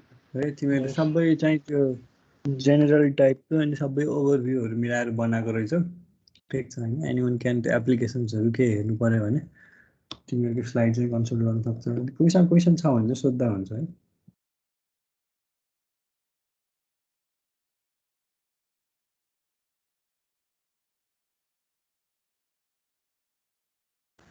केही छैन कसैसँग सोध्दा हुन्छ है ठीक छ हामी next ग्रुपतिर लागौँ And sir, do you have any suggestion regarding our presentation? Suggestion त्यही नै हो तिमीले त्यही जेनरल अहिले के भइरहेछ एप्लिकेसन्सहरु ल्याएर राखिरहेको छौ के Okay, and any drawbacks हरु केही छ भने भनिदिनुस् न अब नेक्स्ट टाइम चाहिँ we can do better भन्ने हुन्छ नि त खासमा चाहिँ हाम्रो अहिले त्यो जुन यो क्याडेस्ट्रल एप्रोचको चाहिँ अलि डेप्थमा गएको भए हुन्थ्यो हैन तिमीहरु चाहिँ यो के भन्छ रिमोट सेन्सिङ र जीआईएस का एप्लिकेसन्सहरु के कस्तो हुन्छ भनेर जेनरलतिर कुरातिर गयो अच्छा अच्छा त्यही भएर अलि सबैले चाहिँ मोर कमन जस्तो लाग्यो हुन्छ जस्तो लाग्यो मलाई चाहिँ अच्छा अनि यस्तो भयो के सबैले ग्रुपले प्रेजेन्ट गर्ने बेलामा चाहिँ कन्टेन्टहरु जे सबै परेको अनि अलिकति क्याडेस्ट्रल फिल्ड भएर बाहिरतिर जाऊँ भन्दाखेरि चाहिँ अनि जे अलिकति जेनरलाइज जस्तो भयो if you go and search the journals there are a lot of topic that needs to be covered हैन जस्तै एभरेस्ट हाइट वाला कुराहरु अहिले हट टपिकमा थियो हैन what different tools and techniques was measured हैन कुन चाहिँ ग्रुपले सोध्दै थियो के मलाई आई थिंक दे विल मैले नै हो सर खास बनाउने नै खोजेको त्यसैमा हो अनि त्यसपछि अलिकति टाइम पनि सफिसिएन्ट भएन के त्यो आर्टिकलहरु बेलामा पाइएन अनि त्यसपछि त्यो बनाउँदाखेरि नि टाइम लाग्ने के रे अनि त्यसपछि त्यो टपिकलाई चाहिँ अनि युज गरेर अर्को नेक्स्ट टपिक चुज गर्दाखेरि अलि उस भयो नत्र नि त त्यही माउन्ट एभरेस्टको मैले अर्को भयो तिम्रो कुरा अनि मैले अर्को चाहिँ अब बाउन्ड्री सर्वे वाला पनि द इस्यु इज भेरी हैन आइराखेको इस्यु छ नि त Limpiyadhura Lipulekh and how the boundary of Nepal is के भन्छ सर्वेड अनि कस्तो कस्तो कुराहरु छ त्यसमा कसरी प्रेजेन्ट गरेर बाउन्ड्री वालामा डिमार्केसन वाला बाउन्ड्री किरणको मा थियो जस्तो लाग्यो किरण भुसालको ग्रुपले भनेको थियो नि त डिमार्केसन यहाँ त्यसमा चाहिँ क्लिक गरेको ठीक ठीक यस्तै खालको अरु केही त्योहरु जर्नलमा पक्कै भेटिन्थ्यो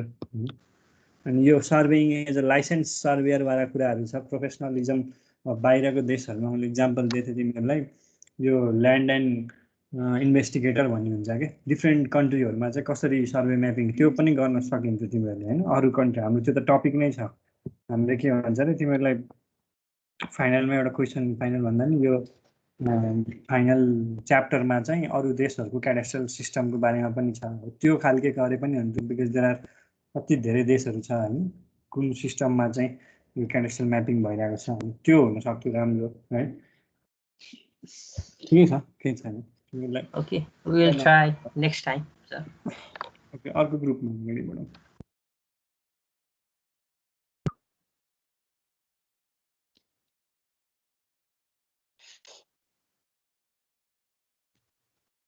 हेलो एभ्रीवन अब ग्रुप 11 को प्रेजेन्टेसनको पालो मतलब रोल नम्बर 31 to 33 को म राजेन्द्र र रचनाको पालो तर राजेन्द्रको चाहिँ सायद बत्तीको अथवा इन्टरनेटको के प्रब्लमले आउन पाएन र उसको पोर्सन पनि म कभर गर्ने प्रयास गर्छु अलिकति लामो हुन सक्छ ल त्यो पनि सुरु गरौँ हाम्रो प्रेजेन्टेसनको टपिक छ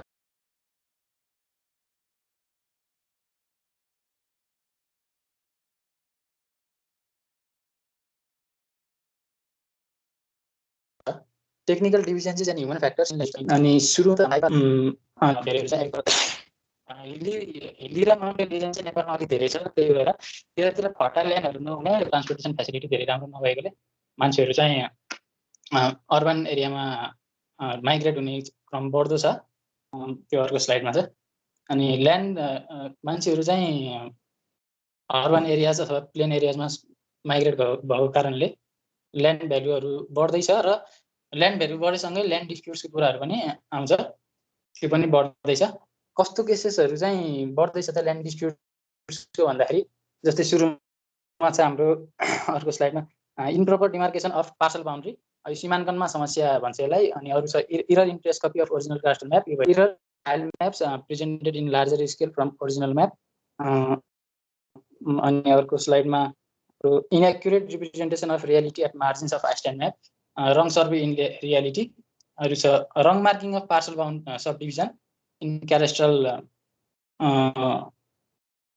म्याप भनेको चाहिँ यो जग्गा जब दुईटा भाग लगाइन्छ त्यति बेला चाहिँ मार्किङमा अलिकति समस्या आउने।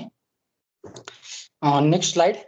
अनि transfer of ownership and encroachment of public land, यो भनेको चाहिँ transfer of ownership and encroachment of public land by local authority beyond legal provision, यो भनेको चाहिँ हाम्रो यो लिगल प्रोभिजन भन्दा पनि बाहिर रहेर कसैको नाममा जग्गा नामसारी गर्ने, त्यसलाई इन्क्रोचमेन्ट अतिक्रमण पनि भनिन्छ, यस्तो केसेसहरू। अनि अर्को छ mismatching of existing maps with new maps. Slide change भएन यहाँ, नेक्स्ट, ठिक छ, नेक्स्ट।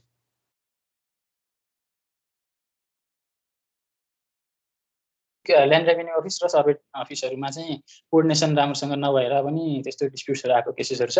ल्याक अफ प्रपर होइन मिस्टेक्स अन डकुमेन्टेसन अफ क्याडास्ट्रल सर्वेइङ, यो भइहाल्यो। अब यस्तो ल्यान्ड डिस्प्युट्सहरू चाहिँ धेरै छ, तर आज हामी चाहिँ क्याडास्ट्रल सर्वेइङको इनएक्युरेसिज अथवा इनएफेक्टिभनेसले गर्दाखेरि आउने क्याडास्ट्रल सर्वेइङ एक्टिभिटिजको इनएक्युरेसिजले आउने ल्यान्ड डिस्प्युट्सहरूको बारेमा कुरा गरेको हो। र यसको रिजन्सहरूलाई हामीले ब्रोड पर्सपेक्टिभ्समा दुई भागमा बाँड्न सकिन्छ। नेक्स्ट स्लाइडमा छ हाम्रो टेक्निकल डिफिसियन्सिज र ह्युमन फ्याक्टर्स गरेर दुई भागमा बाँड्न सकिन्छ। सुरुमा टेक्निकल डिफिसियन्सिजको कुरा गर्दाखेरि टेक्निकल कुराहरूले चाहिँ धेरै फरक पार्छ क्याडास्ट्रल सर्वेइङमा, त्यो अर्को स्लाइडमा। अनि यसको टेक्निकल डिफिसियन्सिजको रुट कज चाहिँ के हो भन्दाखेरि use of traditional technology in days of availability of modern and advance technology. यो अहिलेको मोडर्न र एडभान्स टेक्नोलोजी आइसकेको अवस्थामा पनि जुन ट्रेडिसनल टेक्नोलोजीहरू युज गरेर सर्वे गरिन्छ, त्यो नै एउटा रुट कज हो टेक्निकल डिफिसियन्सिजहरू आउने। टेक्निकल डिफिसियन्सिज प्राविधिक कमी भन्छ, त्यो नै एउटा मेन कज हो। यो मात्रै होइन, अरू कजहरू पनि छ, जस्तै inaccuracy in control points use for mapping गर्दाखेरि कन्ट्रोल पोइन्टहरू एक्युरेट लिन नसक्नु। अनि अर्को छ इक्विपमेन्ट्स र इन्स्ट्रुमेन्टहरू जुन छ त्यसको प्रपर मेन्टेनेन्स नभएको, रेगुलर मेन्टेनेन्स नभएको, त्यस्तोले गर्दा पनि इरर्सहरू आउँछ। अर्को छ पोर क्वालिटी अफ एसेसरिज, जुन सामग्रीहरू हुन्छ म्याप्सहरू बनाउँदाखेरि त्यो चाहिँ अलिकति पोर क्वालिटीको एसेसरिजहरू युज गरेको। अनि म्यानुअल टेक्निक्सहरू नै फलो गरिराखेको डुप्लिकेट कपीहरू अथवा फाइल म्याप्सहरू निकाल्दाखेरि त्यो पनि त्यसले पनि इरर ल्याउन सक्छ। Lack of infrastructure for mapping गर्दाखेरि जुन चाहिने सामानहरू हुन्छ त्यो नै नभएको अथवा कम भएको अवस्था, त्यसले पनि फरक पार्छ। Poor archive of maps and related document, अब यो आर्काइभ भनेपछि कलेक्सन, म्याप्स र रिलेटेड डकुमेन्टको कलेक्सनमा पनि अलिकति समस्या आयो भने टेक्निकल कुरामै पर्छ त्यो पनि, त्यसले पनि अलिकति क्याडास्ट्रल सर्वेइङको एक्युरेसी र त्यसको क्वालिटीमा असर पार्छ, जसले गर्दा पछि ल्यान्ड डिस्प्युट्सहरू आउने हुन्छ। अब यस्तो टेक्निकल फ्याक्टर्सहरूले चाहिँ क्याडास्ट्रल सर्वेमा र त्यसको क्वालिटीमा, त्यसको एक्युरेसीमा धेरै फरक पार्छ र पछि ल्यान्ड डिस्प्युट्सहरू आउने नआउने कुरा पनि यसले नै डिटर्माइन गर्छ। जस्तै यो टेक्निकल डिफिसियन्सीहरू भएन भने चाहिँ बल्ल क्याडास्ट्रल सर्वे राम्रो होला, त्यसपछि यो यहाँबाट चाहिँ ल्यान्ड डिस्प्युट्सको केसेसहरू, यसको कारणले ल्यान्ड डिस्प्युट्सको केसेसहरू नआउला भन्नुपर्छ। र टेक्निकल डिफिसियन्सी भयो भने चाहिँ पछि ल्यान्ड डिस्प्युट्सको केसेसहरू चाहिँ आइ नै हाल्छ। र अर्को छ हामीसँग ह्युमन फ्याक्टर्स इन क्याडास्ट्रल सर्वेइङ। यो ह्युमन फ्याक्टर्सभित्र चाहिँ पहिला सुरु त ल्यान्ड सर्वेयर्स र अरू अफिसियल्सहरू जसको डाइरेक्ट इन्भल्भमेन्ट हुन्छ क्याडास्ट्रल सर्वेइङमा, उनीहरू कसरी इन्फ्लुएन्स हुन्छन् अथवा उनीहरू इन्फ्लुएन्स हुने फ्याक्टर्सहरू र उनीहरूबाट कस्तो प्रकारको गल्ती हुनसक्छ अथवा कसरी उनीहरू इन्फ्लुएन्स हुन्छन् भन्ने कुरा छ। सुरुमा छ departmental circulations regarding speed of work. यो भनेको चाहिँ जस्तै कुनै टार्गेट फिक्स गरिदिने, जस्तै 2 महिनामा यति एरिया चाहिँ सर्वे गरेर भ्याउनु पऱ्यो भनेपछि त्यो समय थोरै अनि एरिया धेरै भयो भने चाहिँ के हुन्छ भन्दा यो कामको एक्युरेसी, त्यसको क्वालिटी, त्यसको डिटेल्समा भन्दा पनि यति काम चाहिँ भ्याउनु छ भन्ने हिसाबले काम गर्दाखेरि एक्युरेसी अलिकति घट्ने, राम्रो नहुने, र बरु काम चाहिँ टाइममै भ्याउनु पऱ्यो भन्ने हिसाबले काम गर्दाखेरि एक्युरेसी, त्यसको क्वालिटीहरू घट्ने हुन्छ। यो ह्युमन फ्याक्टर्समै पर्छ। अनि वर्किङ इन्भाइरोमेन्ट, अब जस्तो पनि समयमा काम गर्न सकिन्न, जस्तै रेनी सिजनमा हावाहुरी लागेको बेलामा अथवा कुहिरो लागेको बेलामा होइन, त्यस्तो अवस्थामा काम गर्न सकिन्न, भिजिबिलिटी नै कम हुन्छ, अनि एरर त आउने नै गयो, एक्युरेसी त झन् हुँदै हुन्न। त्यही भएर यस्तो अवस्थामा पनि काम गर्न पर्यो अथवा कसैले फोर्स गर्यो, त्यस्तो अर्डर आयो भने चाहिँ इरर्सहरू आउँछ र यो पनि त्यसले पनि क्याडास्ट्रल सर्भेइङको एक्युरेसीमा धेरै फरक पार्छ।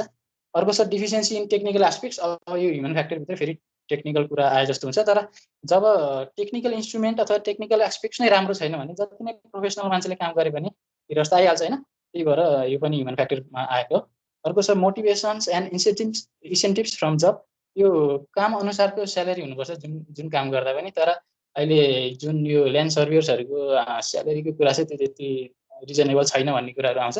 पहिला त अझै 10-12 हजारमा, महिनाको 10-12 हजारमा चाहिँ बिहानदेखि बेलुकासम्म काम गर्नुपर्ने अथवा अफिस आवरभन्दा बढी काम गर्नुपर्ने, 8 घन्टाभन्दा बढी पनि, अझै कतै टाढा फिल्ड पऱ्यो भने त ट्राभलिङ अलाउन्सेसहरू पनि नपाउने, खाजा खर्चहरू त्यही बस्न पऱ्यो भने पनि त्यो खर्चहरू नपाउने, त्यस्तो अवस्था थियो अरे। अनि मोटिभेसन्स त्यसले गर्दाखेरि अलिक काम गर्ने मोटिभेसन पनि कम हुन्छ।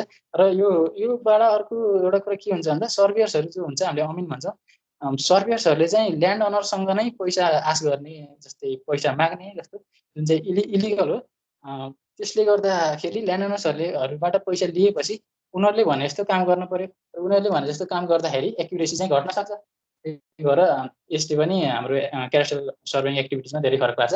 अनि अर्को छ इन्डिभिजुअल एटिट्युड। अब काम गर्दा रेस्पोन्सिभ भएर अथवा केयर गरेर गर्नुपर्ने खाले काम हो यो। एक्युरेसी क्वालिटीको धेरै ध्यान दिनुपर्छ सर्भेइङमा अथवा क्याडास्ट्रल सर्भेइङमा। तर कसैको इन्डिभिजुअल एटिट्युड चाहिँ अलिकति केयरलेसनेस टाइपको छ अथवा ऊ रेस्पोन्सिभ भएर काम गर्न सक्दैन भने उसले पक्कै पनि काममा अलिकति राम्रो हुन्न, र त्यसबाट पनि इरर्सहरू आउँछ, जुन इररले गर्दा पछि ल्यान्ड डिस्प्युट्सहरू आउने गर्छ। अर्को छ प्रोफेसनल स्ट्यान्डर्ड। अब यहाँ प्रोफेसनल स्ट्यान्डर्ड भन्नाले यहाँ चाहिँ एकाडेमिक ब्याकग्राउन्ड अथवा उसको ट्रेनिङ स्किल्सहरूको बारेमा कुरा हुन्छ। जस्तै एकाडेमिक क्वालिफिकेसन राम्रो भएको अथवा ट्रेनिङ लिएको स्किल मेन पावरले काम गर्यो भने काम पक्कै पनि राम्रो हुन्छ, अनि एक्युरेसी पनि राम्रो एक्युरेसीसँग काम हुन्छ।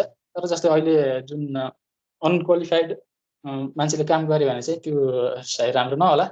1 वर्ष कोर्स, 18 महिने कोर्सहरू हुन्छ, त्यस्तो कोर्सहरूबाट क्वालिफाइड भएको मान्छेहरूले काम गर्दाखेरि एकाडेमिकली राम्रो ट्रेनिङ लिएको स्किल मेन पावर क्रिएटिभ मान्छेले गरेको भन्दा अलिकति राम्रो हुन्न, र त्यसबाट पनि धेरै इरर्सहरू आउन सक्छ। अहिले त झन् अझै एडभान्स टेक्नोलोजीहरू छ, झन् त्यो चलाउन झन् ट्रेनिङहरू चाहिन्छ। त्यही भएर चाहिँ प्रोफेसनल मान्छेले अथवा क्वालिफाइड मान्छेले काम गर्यो भने राम्रो हुन्छ, होइन भने अलिकति इरर्स भइहाल्छ, एक्युरेसी घटिहाल्छ, जसले गर्दा क्याडास्ट्रल सर्भेइङ राम्रो हुँदैन र पछि ल्यान्ड डिस्प्युट्सको कुराहरू आइने राख्छ। अर्को चाहिँ एक्सटर्नल प्रेसर। यो प्रेसर पोलिटिकल पार्टीबाट पनि हुनसक्छ अथवा एडमिनिस्ट्रेटिभ पावरमा भएको मान्छेबाट पनि हुनसक्छ, र अरू कुनै ठाउँबाट अन्त कुनै सोर्सबाट नै हुनसक्छ। गर्नुपर्ने कामभन्दा अलिकति अरू काम गर्नको लागि भन्ने अथवा फोर्स गर्ने टाइपको प्रेसरहरू भएपछि त मिस्टेक्स भइहाल्छ, इरर्स भइहाल्छ।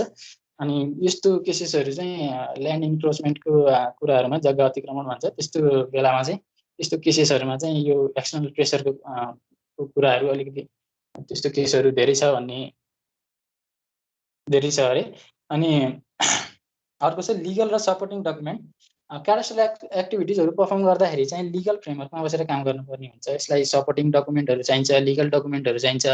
यदि लिगल डकुमेन्ट अथवा सपोर्टिङ डकुमेन्टहरू क्लियर छ, अब्जेक्टिभ छ, ठिक छ भने काम राम्रो हुन्छ। तर यदि जुन डकुमेन्टहरू नै, जुन युज गरेको डकुमेन्टहरू नै क्लियर छैन, अब्जेक्टिभ छैन अथवा त्यसमै इरर छ भने त त्यही युज गरेर क्याडास्ट्रल एक्टिभिटिज गर्दाखेरि त्यसमा पनि इरर्सहरू आइहाल्छ। अर्को चाहिँ इथिक्स र कोड अफ कन्डक्ट। अब कुनै पनि काम गर्दाखेरि त्यसको केही रेगुलेसन्स हुन्छ, रुलहरू हुन्छ, इथिक्स, कोड अफ कन्डक्ट हुन्छ, त्यहाँभित्र बसेर काम गर्नुपर्ने हुन्छ। तर कोही मान्छेले त्यो बाहिर गएर काम गर्दा अथवा कोही ल्यान्ड सर्भियर्स अथवा अरू अफिसियल्सहरूले त्यो बाहिर गएर काम गर्दाखेरि चाहिँ काम ठिक हुन्न, राम्रो हुन्न। त्यही भएर एक्युरेसी घट्छ, त्यसको कामको क्वालिटी घट्छ, पछि चाहिँ ल्यान्ड डिस्प्युट्सहरू आउन सक्छ। र यो मेन फ्याक्टरहरू हो जसले चाहिँ डाइरेक्ट इम्प्याक्ट पार्छ, डाइरेक्ट फरक पार्छ क्याडास्ट्रल सर्भेइङको क्वालिटीमा, र पछि ल्यान्ड डिस्प्युट्स आउने अथवा नआउने भन्ने कुरा डिटर्माइन गर्छ। जस्तै यो फ्याक्टर्सहरूमा कमी आएन, यो सबै राम्रो भयो भने काम राम्रो हुन्छ, पछि क्याडास्ट्रल सर्भेइङको पनि राम्रो हुन्छ, र पछि ल्यान्ड डिस्प्युट्सहरू नआउला भन्नु पऱ्यो। तर यो पहिल्यै नै यस्तो के फ्याक्टरहरूले गर्दाखेरि काम राम्रो भएको छैन भने पछि पक्कै पनि ल्यान्ड डिस्प्युट्सको कुराहरू आउन सक्छ। त्यही भएर यो फ्याक्टरले चाहिँ डाइरेक्ट इम्प्याक्ट पार्छ, प्रत्यक्ष रूपमा इम्प्याक्ट पार्छ। अरूहरू पनि फ्याक्टर्सहरू छ नेक्स्ट स्लाइडमा। जसले चाहिँ डाइरेक्ट असर नगरे पनि इन्डाइरेक्ट रूपमा चाहिँ असर गरिरहेको हुन्छ। डाइरेक्ट पनि गर्छ तर इन्डाइरेक्ट रूपमा पनि यसले असर पाइरहेको हुन्छ। जस्तै पहिलो छ lack of awareness regarding importance and impact of character serving. जस्तै मान्छेलाई थाहै छैन क्यारेक्टर सर्भिङको महत्त्व, त्यसको क्यारेक्टर सर्भिङको फ्युचर इम्प्याक्टहरू हैन। त्यही भएर गर्दा पनि मान्छेलाई यसको ज्ञान नभएको कारणले पनि अलिकति फरक पार्छ। मान्छेले आफ्नो जग्गाभन्दा एक हात होइन एक बित्तै भए पनि अलिक बढी नै पाए हुन्थ्यो, आफ्नो नाममा राख्न पाए हुन्थ्यो जस्तो बानी हुन्छ। त्यो ठिक होइन, त्यस्तो गर्दा पनि क्यारेक्टर सर्भिङमा असर पर्छ। Involvement of land mafias, political leaders, interested groups and in issues of land disputes. यो ऐनीको जस्तो कुरा हो, जुन ल्यान्ड माफियाजहरू अथवा पोलिटिकल लिडर्सहरू अथवा अरू कुनै ग्रुपहरू चाहिँ अनावश्यक चासो ल्यान्ड डिस्प्युट्समा अनावश्यक चासो लिँदाखेरि अथवा अलिकति प्रेसर दिन खोज्दाखेरि पनि क्यारेक्टर सर्भिङमा फरक पर्छ। एक्युरेट क्यारेक्टर सर्भिङ नहुन सक्छ, त्यसको क्वालिटीमा फरक पर्छ। अर्को छ exploitation of legal provision for one's benefit. यो भनेको आफ्नो फाइदाको लागि कानुनी प्रावधानहरू जुन छ अथवा कानुनी व्यवस्थाहरू जुन छ त्यो तोड्न खोज्ने, आफ्नो फाइदाको लागि जुन लिगल कुराहरू छ त्यो कुराहरूबाट अलिकति बाहिर सरेर आफ्नो फाइदा हेर्ने। यसले गर्दा पनि क्यारेक्टर सर्भिङमा त्यसको क्वालिटीमा फरक पार्छ। अरू छ lack of proper coordination among the agencies involving in land administration activity. जस्तै क्यारेक्टर सर्भिङ सक्सेस अथवा त्यो काम गर्नको लागि धेरै एडमिनिस्ट्रेसनहरूसँग चाहिँ अथवा एडमिनिस्ट्रेसन डिपार्टमेन्टहरूसँग कोअर्डिनेसनको जरुरत पर्छ। जस्तै डिस्ट्रिक्ट ल्यान्ड रेभेन्यू अफिस अथवा सर्वे डिपार्टमेन्टहरूसँग कोअर्डिनेसन राम्रो हुनुपर्छ। यदि त्यो कोअर्डिनेसनै राम्रो छैन भने पनि क्यारेक्टर सर्भिङ राम्रो हुँदैन र त्यसले पछि क्यारेक्टर सर्भिङको क्वालिटीलाई असर पार्छ। र यो फ्याक्टरहरूले नै हो जसले चाहिँ डाइरेक्ट अथवा इन्डाइरेक्ट रूपमा क्यारेक्टर सर्भिङको एक्युरेसी अथवा त्यसको क्वालिटीलाई फरक पार्छ र पछि ल्यान्ड डिस्प्युट्सहरू आउने अथवा नआउने कुराहरू डिटरमाइन गर्छ। अब चाहिँ केही स्ट्राटेजिज र रिकमेन्डेसन्सहरू छन् जसको लागि चाहिँ म हाम्रो अर्को साथी रचनालाई बोलाउन चाहन्छु। थ्याङ्क यू रोशन साथी। मेरो आवाज आइरह? हेलो हजुर, आछ। रोशन साथीले चाहिँ डिफ्रेन्ट ल्यान्ड डिस्प्युटको केसेस र के कारणले गर्दाखेरि ल्यान्ड डिस्प्युट आउँछ त नि भनेर एक्सप्लेन गरिसकेका छन्। र म चाहिँ यहाँ केही स्ट्राटेजिजहरू मेन्सन गर्न गइरहेको छु जसले चाहिँ ल्यान्ड डिस्प्युट रिड्युस गर्नमा चाहिँ हेल्प गर्नेछ। Number 1, upgrade the professional in academic standard of land surveyor. Land सर्वेयरको चाहिँ एकाडेमिक भनेको शैक्षिक तथा पेसागत स्ट्यान्डर्डलाई चाहिँ इन्क्रिज गर्नु पर्यो। Enforce code of conduct in professional ethics for land surveyor and other affair involving in cadastral surveying activities. Cadastral surveying एक्टिभिटिजमा involve हुने सर्वेयरहरूको लागि चाहिँ एउटा फिक्स रुल्स एन्ड रेगुलेसनहरू बनाउनु पर्यो। Fix the target to be surveyed scientifically so that the land surveyor could focus on accuracy during cadastral surveying.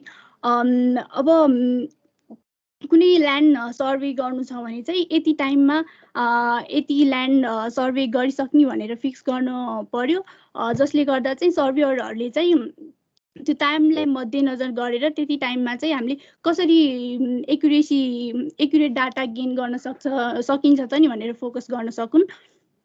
Increase the amount of remuneration and incentive to land surveyor. Land सर्वेयरहरूको चाहिँ उनीहरूलाई चाहिँ उनीहरूको तलब बढाउने तथा उनीहरूलाई विभिन्न भत्ताहरू प्रदान गर्ने ताकि उनीहरू चाहिँ सर्वेइङमा इन्भल्भ हुन् भनेर। अनि provide necessary infrastructure and financial resource for cadastral surveying activities. Cadastral survey एक्टिभिटीमा चाहिने चाहिँ आर्थिक तथा इन्फ्रास्ट्रक्चरहरू चाहिन्छ जुन त्यो चाहिँ प्रोभाइड गर्ने। अनि introduce modern technology in cadastral surveying, cadastral resurveying. Cadastral resurveying मा चाहिँ अब नयाँ टेक्नोलोजीहरू युज गर्नु पर्यो ताकि पुरानो टेक्नोलोजीहरूबाट आएको जुन इररहरू छ त्यो चाहिँ मिनिमाइज गर्न सकियोस्।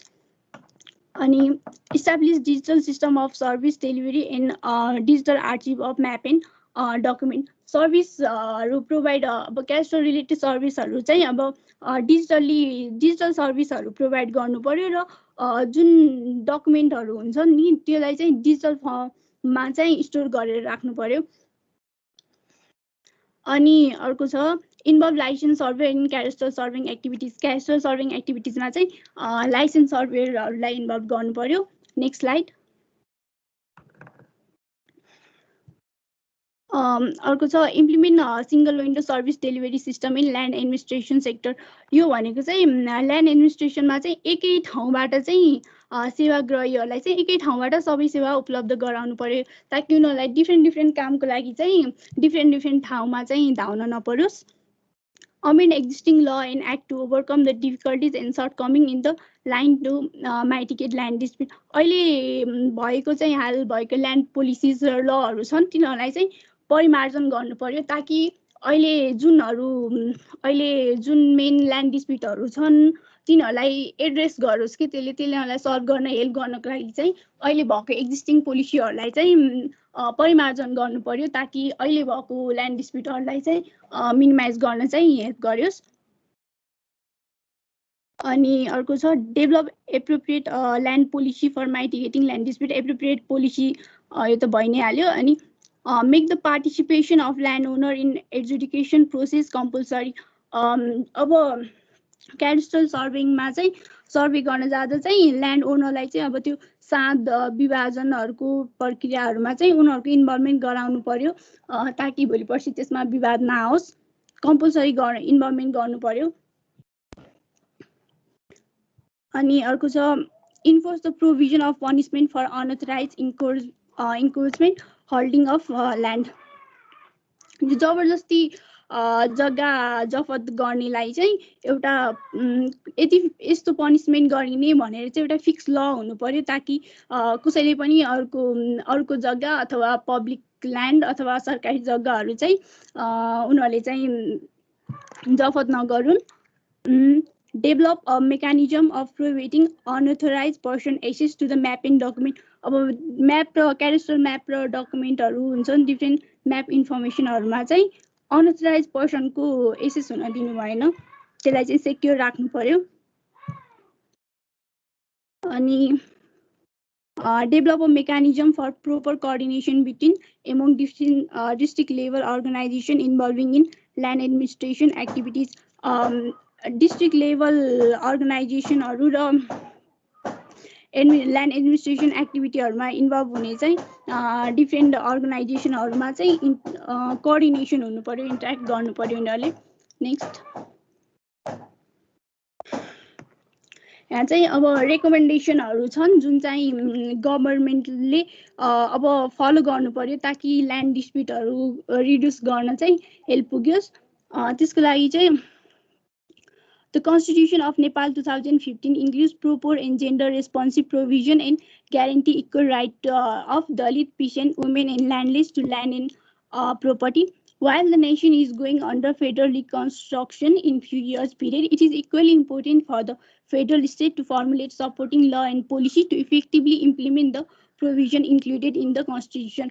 यो चाहिँ कस्तो भने अहिले हाम्रो जुन 2015 को संविधान छ त्यसमा चाहिँ ल्यान्डलेसहरू, दलितहरू अनि किसानहरूलाई चाहिँ उनीहरूको जग्गा र सम्पत्तिको राइटको बारेमा चाहिँ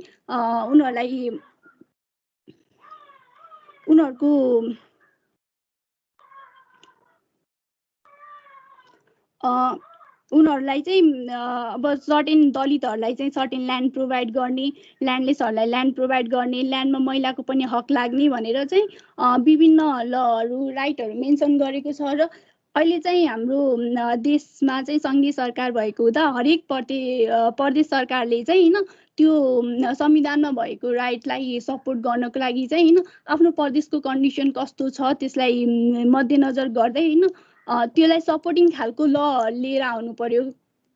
संविधानमा भएको राइटहरूलाई इम्प्लिमेन्ट गर्नको लागि चाहिँ उनीहरूले पनि सपोर्टिङ ल फर्मुलेट गर्नु पर्यो।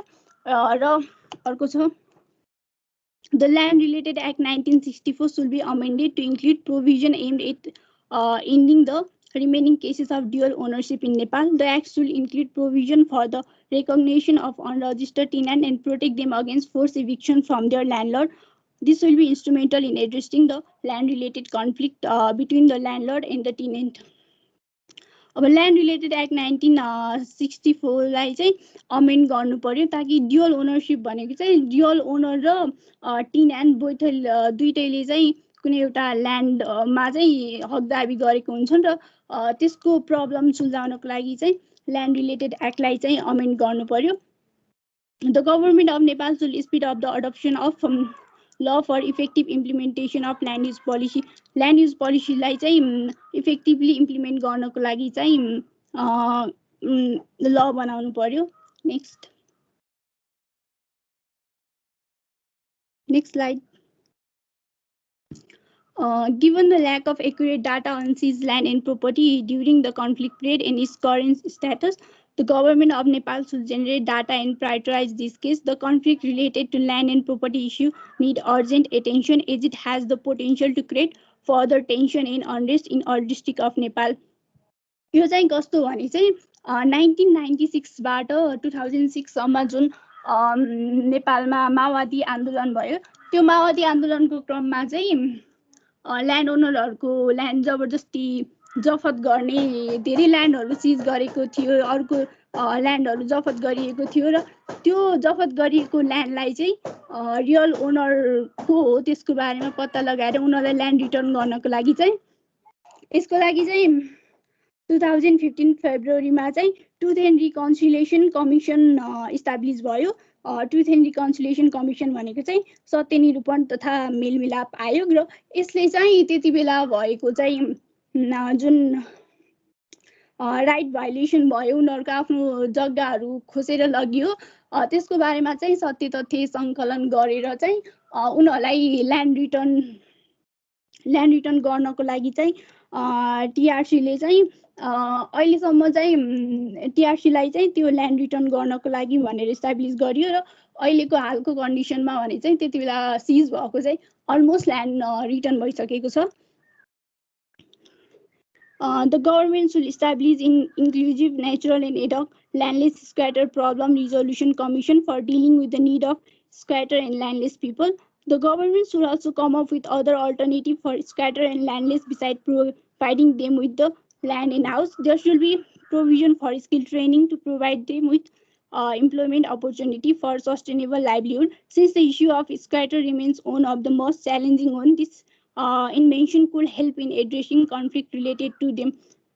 But Nepal government चाहिँ ल्यान्डलेस स्क्वाटर प्रब्लम रिजोल्युसन कमिसन चाहिँ इस्टाब्लिस गर्नु पर्यो ताकि उनीहरूलाई चाहिँ सर्टेन अमाउन्ट जग्गा दिने र जग्गा दिने मात्र नभएर चाहिँ उनीहरूलाई कुनै सिप सिकाउने अथवा कुनै जागिरमा लगाउने ताकि उनीहरूले चाहिँ आफ्नो जीविकोपार्जन गर्न सजिलो होस्. Given the fact that high number of land related cases are registered at the district appellate in Supreme Court every year, land tribunals will be established to deal with the backlog of cases at the court. अब हरेक वर्ष चाहिँ सर्वोच्च अदालत तथा जिल्ला अदालतमा चाहिँ धेरै ल्यान्ड रिलेटेड केसहरू गएका हुन्छन् र त्यो केसहरू चाहिँ कम्प्लिटली त्यहाँ चाहिँ सुल्झिन नसकेको खण्डमा चाहिँ ल्यान्ड ट्रिब्युनल्स इस्टाब्लिस गर्नु पर्यो. ल्यान्ड ट्रिब्युनल्स भनेको कस्तो भने चाहिँ एउटा स्पेसल टाइपको कोर्ट हो जहाँ चाहिँ ल्यान्ड रिलेटेड केसहरूको डिल गरिन्छ ताकि अदालतमा सुल्झिन नसकेका ल्यान्ड रिलेटेड केसहरू सुल्झाउनलाई चाहिँ सजिलो होस्. Thank you.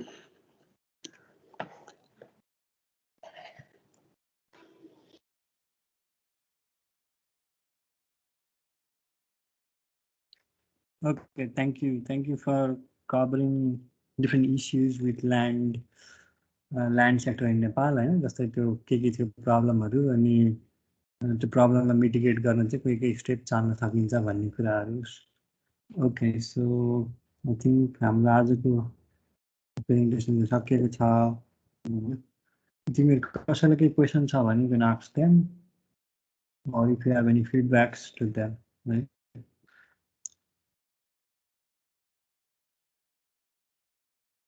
Okay, त्यो स्लाइडहरु चाहिँ तिमीले उसमा अपलोड गर